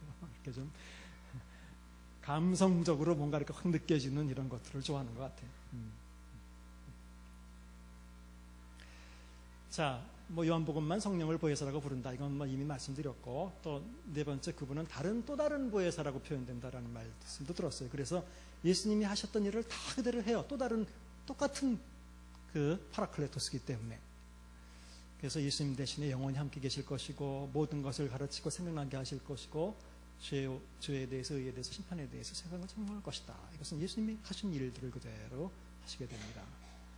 부활하신 예수께서는 제자들에게 성령을 주신다, 이런 되고, 그다음에 요한복음의 제자도는 일단은 제자들에 대한 소설이 제복음서와 다르다, 지난주에 다 자세하게 말씀을 드렸었고, 44쪽에 넘어가 보시면 요한복음의 제자도는 두 번째 믿음의 제자도다.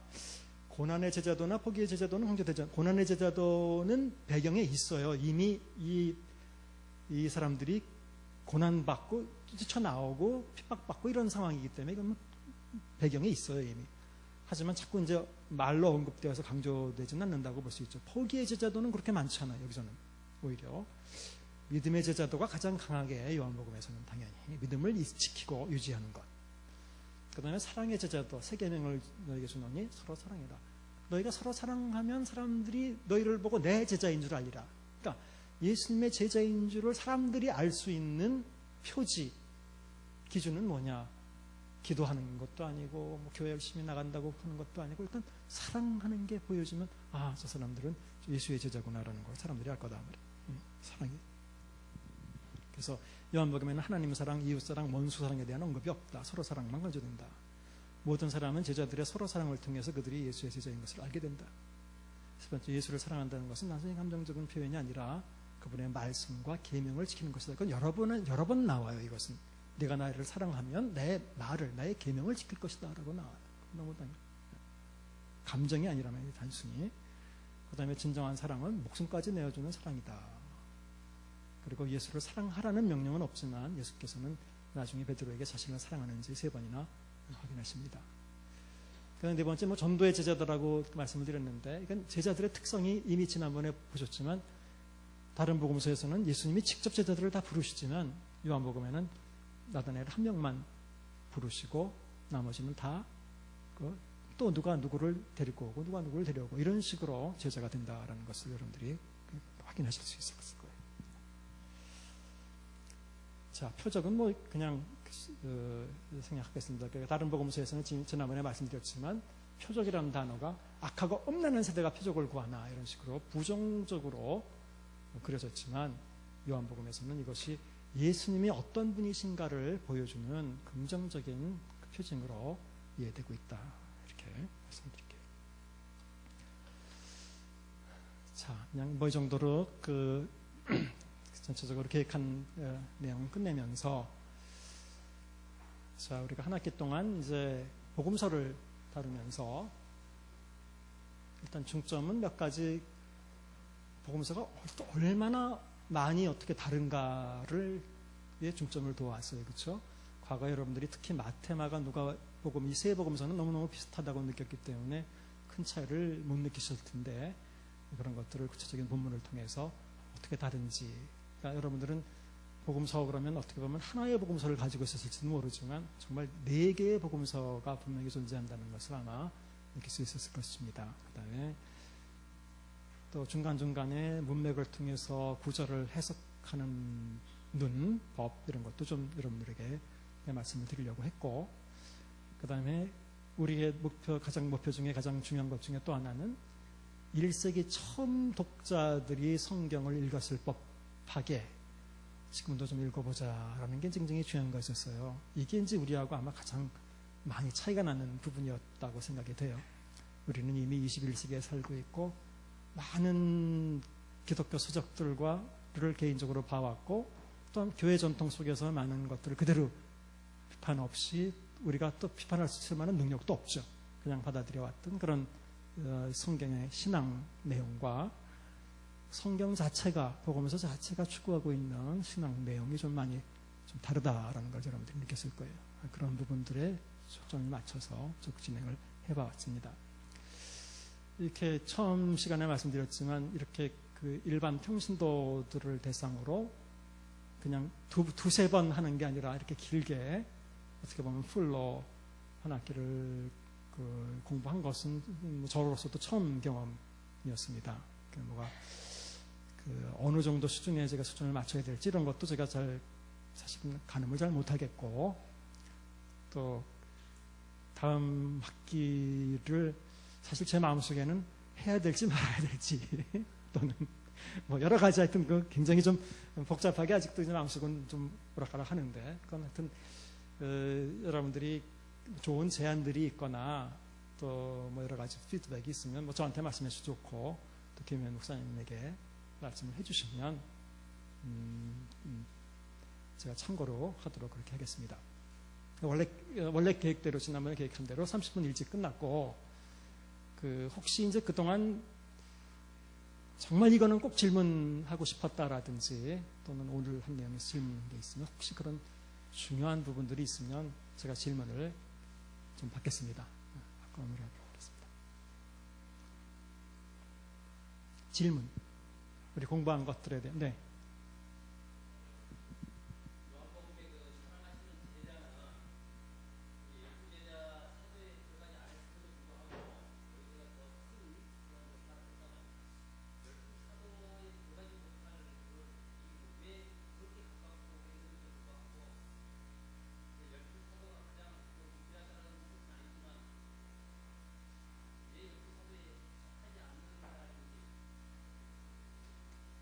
그건 제가 대답할 수 있는 질문이 아닌 것 같은데.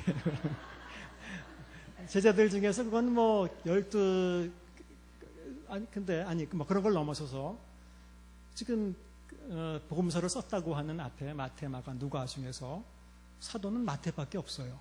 사실은. 만일 그 저자가 정확하다고 하더라도 마가도 썼고 누가는 다 조사해서 자기가 정확하게 차례대로 이것을 써보낸다. 이렇게 누가는 표현해요. 그러니까 비교적 누가는 그렇게 그 당시에 뭐 배경이나 그 역사적으로 무슨 왕 때 이런 얘기도 많이 써요.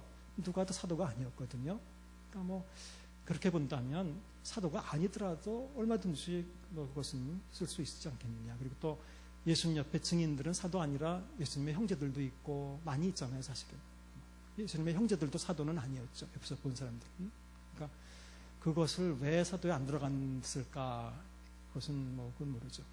12 제자는 뭐 초기에부터 선발된 사람들이었기 때문에.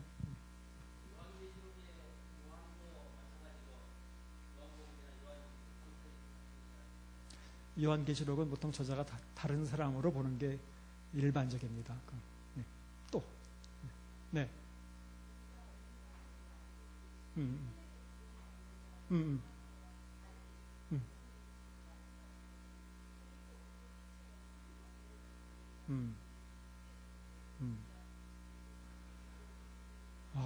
그렇게 결론을 내릴 수는 없어요. 그거는 조금 잘못 전달된 거. 제가 아까 균형 잡힌 것이어야 한다라고 말씀을 드렸어요. 그러니까 마태복음만도 아니고, 그러니까 또 요한복음만도 아니고 요한복음도 또 보통은 잘못 이해한 요한복음을 가지고 말을 하고 있기 때문에 그렇게 질문한다면 저는 두 가지 다라고 저는 지난번에 한번 그렇게 말씀을 드린 적이 있어요.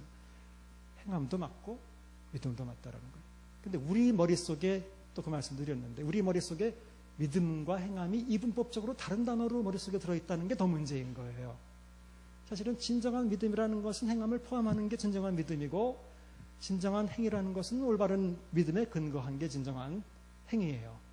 그렇기 때문에 이것이 제 머릿속에서는 이게 하나로 얼마든지 가능한데 너무 오랫동안 우리가 행함의 반대말은 믿음이고 믿음의 반대말은 행함이다 이렇게 우리가 배워왔기 때문에 우리 머릿속에서 쉽게 이게 두 개가 다 가능한 거다라고 말하기가 좀 어려운 것 같아요. 하지만 어쨌든 행함으로 걷는다 이런 말은 아니에요. 은혜로 걷는다고 말씀하셨다면 저는 오히려 그게 가장 정답이라고 생각해요. 하지만 그 부분은 아직 우리가 안 들어갔어요. 왜냐하면 바로 사도 바울 얘기할 때 그게 이제 많이 나오는 얘기예요. 믿음으로 걷는다는 표현이 별로 사실은 바울도 많이 얘기 안 했어요. 잘 보시면 바울이 진짜 말하고 싶은 것은 한 얘기만 해볼게요. 명확하게 바울이 구원에 대해서 명확하게 한 표현 에베소서 2장 8절 보면 너희가 그 은혜를 인하여 믿음으로 말미암아 구원 얻었나니 이것이 너희에게 있는 것이 하나님의 선물이라 나와. 은혜를 인하여 믿음으로 말미암아. 그러니까 by grace예요. 실제로 구원을 얻게 된 그 동기는 by 무엇에 의해서냐? 은혜에 의해서예요. 믿음은 통해서예요. 그거는. 그러니까 우리가 하나님이 은혜로 주시는 구원을 믿음이라는 채널을 통해서 우리가 이해하고 받아들이는 거죠. 실제로 구원은 은혜로 하나님이 주시는 거죠. 그렇죠? 그러니까 그건 아주 정확하고 어떻게 보면. 네. 그건 아직까지 우리는 거기까지 진도를 안 나갔기 때문에 하지만 그것이 오히려 정답이라고 생각해요. 네. 네.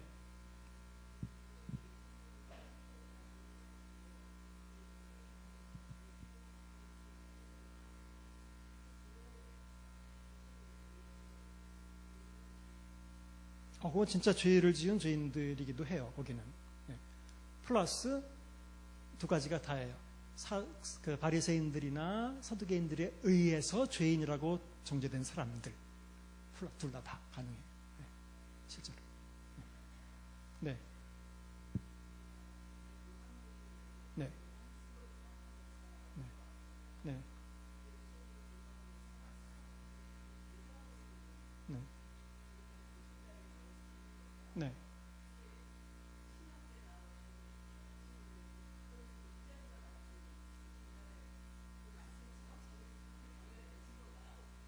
그러니까 제가 지난번에 이 사랑하시는 제자가 누구냐라고 하는 문제에 대해서는 유명한 학자들도 책이 몇 권씩 나왔고 그런다고 말씀드렸죠, 분명히.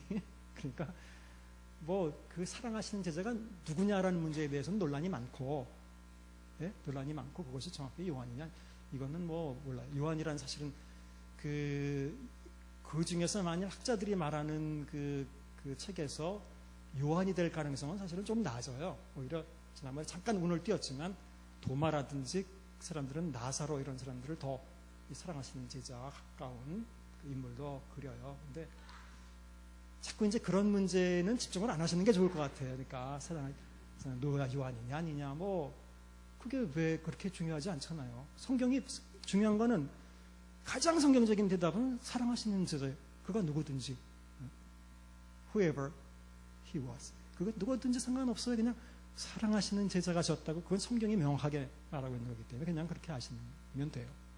그 외에 요한이 썼다고 해서 안에 메시지가 달라지지 않잖아요. 내용이 달라지지 않잖아요. 그러니까 이제 그런 거에 대해서는 그러니까 좀 이렇게 너무 심각하게 생각하지 않으시는 게 좋겠어요. 사실은 그 요한에 대해서만 이렇게 많이 얘기해서 그렇지 마태복음의 저자도 저자 문제에 대해서는 적어도 복음서는 처음에 말씀드렸지만 저자는 다 나중에 이렇게 전승에 의해서 붙은 거기 때문에 구별을 위해서 그거 믿기가 힘들어요. 마태복음 같은 경우는 원래 그 고대 전승에 의하면 그 교부들의 문헌에 의하면 마태가 어떤 복음서를 썼다고 분명히 나와요. 마태복음 썼는지 모르지만 근데 자기 언어로 썼다고 나와 그렇게 표현이 되어 있어요. 자기 언어라는 것은 아람어를 얘기하는 거예요. 아람어로 복음서를 썼다고 나와요. 마태가. 근데 재밌게도 우리가 가지고 있는 복음서는 처음부터 헬라어로 쓰여진 복음서지 아람어로 쓰여진 복음서가 아니고 또 아람어로 쓰여진 복음서는 한 조각도 우리가 발견된 게 없어요. 그럼 지금 우리가 가지고 있는 그 복음서가 마태가 쓴 거라면 복음서인지 사실 몰라요. 그거는 전혀. 더더군다나 마가복음이 먼저 쓰이고 내용으로 볼 때 특히 마태는 제가 마가복음의 90%가 마태 안에 들어있다고 말씀을 드렸어요.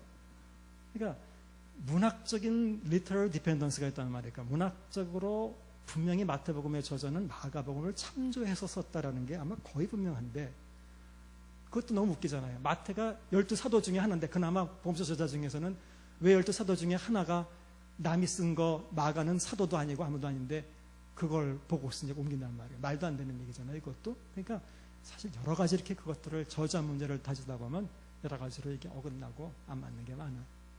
그리고 또 그럼 마태복음을 마태가 썼다고 하자. 그런다고 뭐가 달라지냐? 그 다음에 이제 더 중요한 거는 그렇다고 메시지가 달라지냐? 그럼 마태가 세리였다는 거 아닙니까? 그럼 중요해. 마태에 대해서 여러분들이 아는 게 얼마나 있어요? 적어볼까요? 12제자 중에 한 명이다. 그 다음에 세리였다. 더 이상 알 수 있는 거 있으면 얘기해 보세요.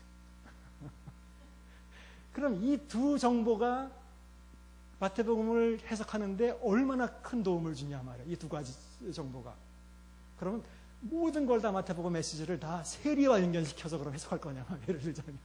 그러니까 실제적으로도 이것이 복음서, 저는 중요한 것은 복음서 메시지와 복음서 내용인데 이게 더 중요한 것인데 그것이 본문이고 그것을 해석하는데도 이런 게 뭐 큰 도움을 주잖아. 이런 문장이나 이런 내용들에 대한 이해가. 그러니까 그냥 복음서에 관한 한, 복음서의 저자에 관한 한, 그거는 이렇게 여러분들이 크게 신경 쓰지 마시고 그 메시지를 더 중요하게 생각을 하세요. 네.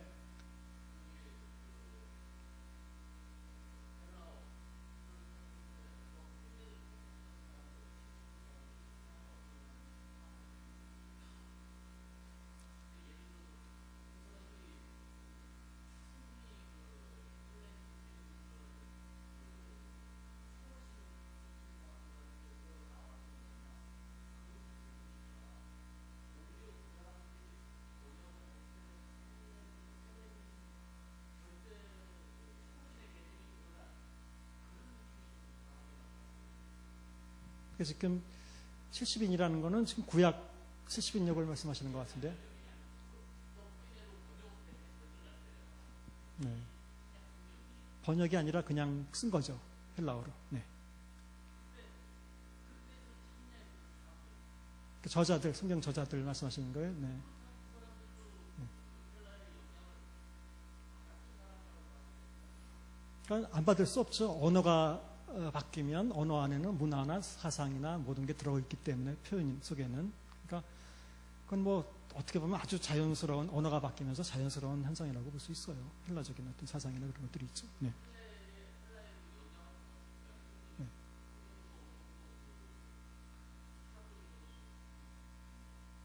그렇죠. 그건 뭐 당연히 그래요. 네. 네. 언어를 그대로 쓰기 때문에 당연히 그런 요소가 있어요. 특히 이제 바울 같은 경우는 완전히 그 로마 시민권을 가진 사람으로서 그 다소에서 태어나서 거기서 교육받고 그랬잖아요. 물론 히브리 교육도 받았지만 그런 사람으로서는 굉장히 수사학도 그 사람 전 수사학했지만 수사학도 잘 알고 있고 여러 가지 철학도 알고 있고 다 알고 있죠. 당연히 그런 사상도 영향을 받죠.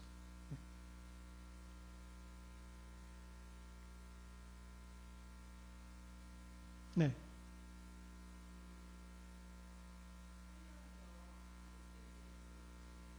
음.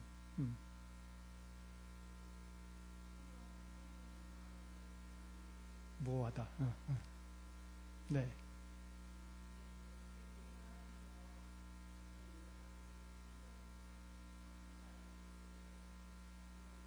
음.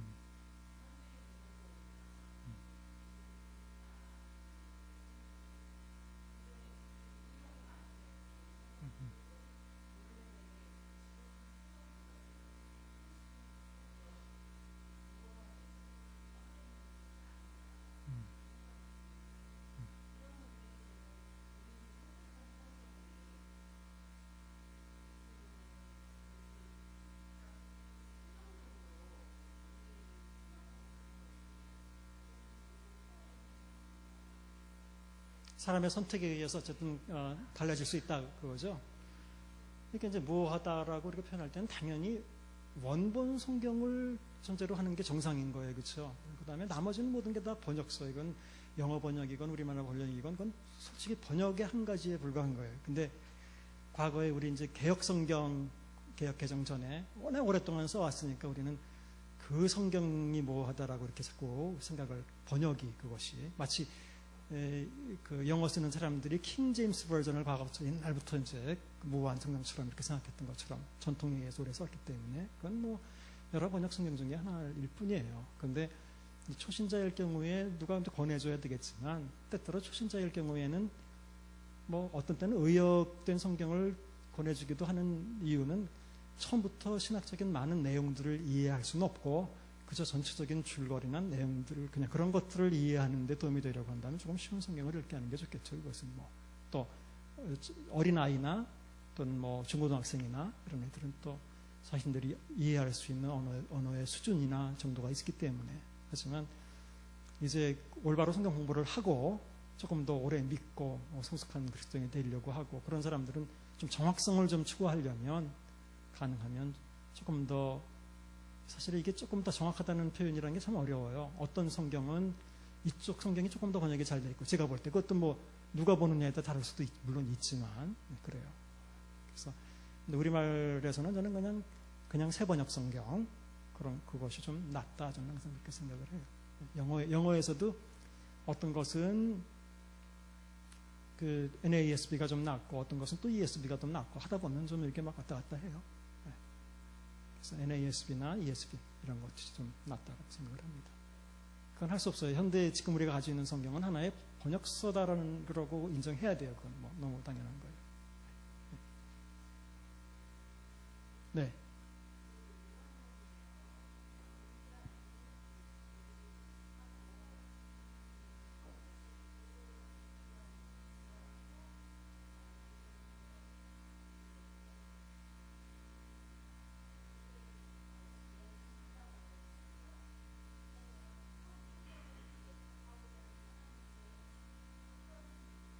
그러니까 저 같으면 오히려 마가복음을 읽게 해요.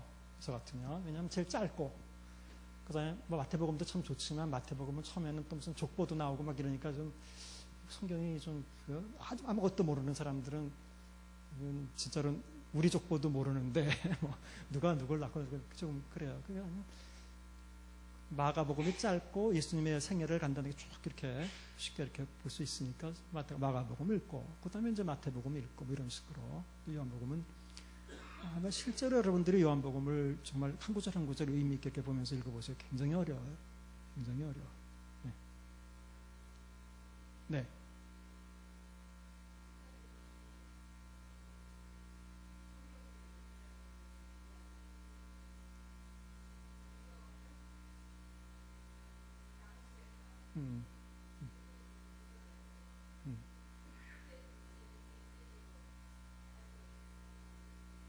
네, 그렇게 노력했죠. 네.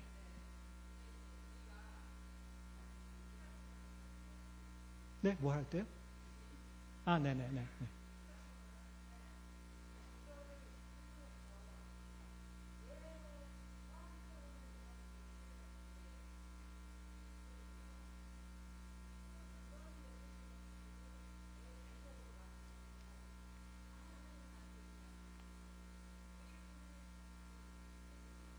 많죠. 있는 게 아니라. 음, 음, 음,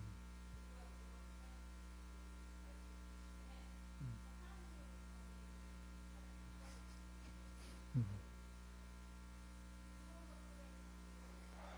아, 그건 굉장히 좀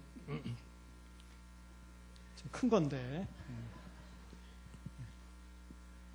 또 굉장히 뭐 개인적일 수도 있고, 사람이 이렇게 뭐, 그러니까 저는 제 강의를 들을 때는 제가 추구하는 쪽에 초점을 맞춰서 강의를 들으셔야 아마 더 유익할 거예요. 근데, 그러니까 오히려 저같이 성경 해석을 전공하고 강의하고 하는 사람들은 여러분보다 성경을 훨씬 더 해석하기가 더 힘들어요. 사실이에요. 조심스럽잖아요. 이게 원래 이런 의미가 아닌데 내 마음대로 내가 해석해서 나 편한 대로 해석해서 나한테 적용시킨다면 뭐 어떻게 할 거예요. 그렇죠? 근데 뭐 적용이라는 것은 이래요. 성경 해석에서 우리가 이런 표현을 써요. 성경 해석은 한 가지고 이런 표현이 있어요. 해석은 한 가지인데 적용은 많다. 예? 해석이라는 건 그런 거 아니에요. 그러니까 성경이 원래 예수님께서 무슨 요한에게 한 얘기면 그 뜻은 원래 한 가지니까 전달이 되는 거 아닙니까? 여러 가지 수백 가지면 전달이 안 되는 거 아닙니까? 그래서 우리 목표는 이 한 가지 해석이 뭐였는가를 찾아내는 게 우리 목표거든요. 근데 해석했더니 사랑하라는 거였다. 예를 들자면 그럼 이걸 적용하는 방법은 내 상황에 맞게 여러 가지가 되죠. 그것은 가능하죠. 그것은 여러 가지가. 근데 이제 일반적인 그 경건 큐티나 이런 거에 대해서 제가 지적하는 것은 문제는 우리 일반 사람들이 하는 큐티의 문제는 해석의 과정 없이 해석 없이 이거 생략되고 적용만 그냥 읽고 그냥 적용만 하는 거라는 거죠.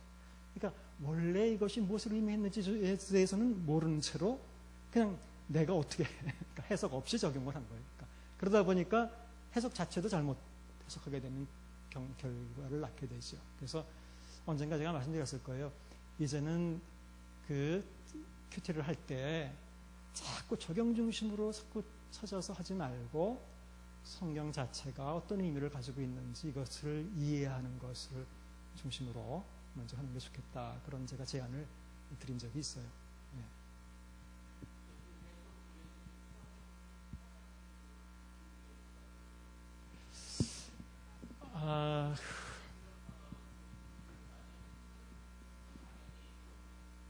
그러니까 이제 그게 이제 한계예요. 그러니까 여러분들 수준에서 할 수 있는 것은 결국은 이제 좀 좋은 번역들을 참고하고 조금 그래도 건전하다고 하는 주석들 정도를 볼 수 있는 것까지 할 수 있을 거예요. 그러니까 이제 이것이 이제 문제예요. 결국은 이건 일반인들이 하기는 참 어려운 거죠. 그럼에도 불구하고 그런 할 수 있는 정도의 선까지는 노력을 하셔야 돼요. 전문인들이 원래 해야 되는 거지만. 중요한 건 사실은 지금 그 질문해 주신 질문이 굉장히 중요한 그 문제인데 현실적으로 어쨌든 성경을 내 입맛에 맞게 막 적용시키는 것은 아니다는 말이에요. 그렇다면 뭐 죄송하지만 이단들이나 이런 사람들이 다 어떻게 나오느냐 말이에요. 다 내가 볼 땐 이게 하나님의 뜻이다. 이렇게 해서 이게 하나님의 뜻이다. 내가 볼 땐 성경이 이게 맞지 이게 하나님의 뜻이다. 이렇게 말하자면 기준이 하나도 없는 거 아니냐 말이에요. 그런 면에서 그건 참 위험한 거죠, 사실. 네. 네.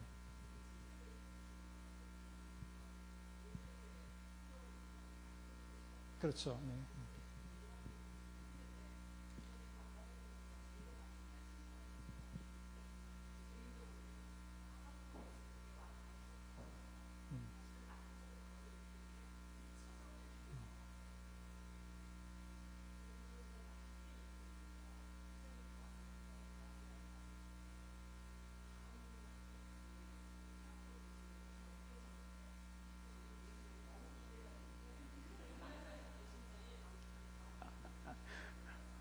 그건 뭐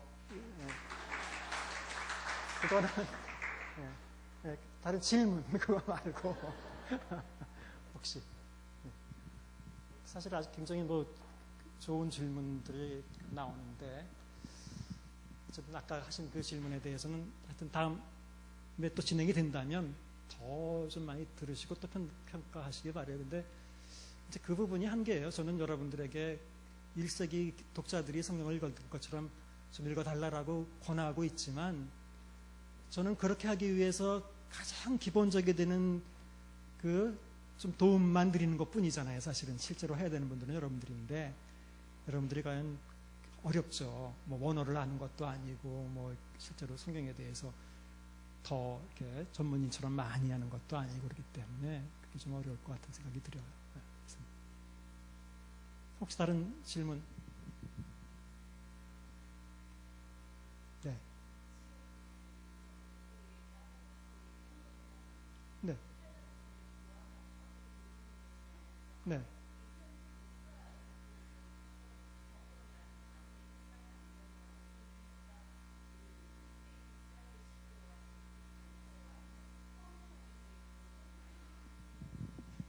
성경이 실제로 제가 그런 말씀들, 영성이라는 단어는 예를 들자면 성경에 한 번도 안 나온다고 제가 말씀드렸어요. 그건 현대인들이 만든 단어예요, 영성이라는 게. 그리고 경건이라는 단어를 우리가 많이 말하지만 실제로 성경적인 의미에서 경건이라고 말하지 않고 우리는 우리가 생각한 경건이라는 단어를 항상 써왔어요. 그게 어떻게 보면 영성이라는 말과 뭐 연결이 되는지 안 되는지 모르겠지만 그렇게. 그러니까 그것과 그런 면에서는 성경이 경건이라는 단어를 많이 쓰진 않지만 가장 명확하게 분명하게 경건을 정의하고 있는 구절은 그게 거기 한 구절이 있다고 제가 말씀드린 거예요. 그런 면에서는 성경 용어와 우리 용어가 지금 달라졌다라고 볼 수 있는 거죠. 우리는 우리식으로 그냥 경건이라는 단어를 우리가 정의하고 우리가 만들어내고 우리가 지켜가고 그렇게 만드는 거죠. 네. 자, 질문들이 좋은 질문들이 많이 나왔습니다. 네. 자, 그러면 그 시간도 거의 다 됐고 이제 한 학기 강의를 마무리하겠습니다. 여러분들 그동안 사실 점심 먹고 내려와서 쉬지도 못하고 화장실도 못 가고 힘든 상황에서 그래도 열심히 또 들어주셔서 고맙습니다. 저는 저런 나름대로는 여러분들 귀중한 시간 헛되게 하지 않으려고 나름대로는 노력을 했는데 어떻게 전달했는지 모르겠습니다. 하여튼 고맙습니다. 한 학기. 감사합니다.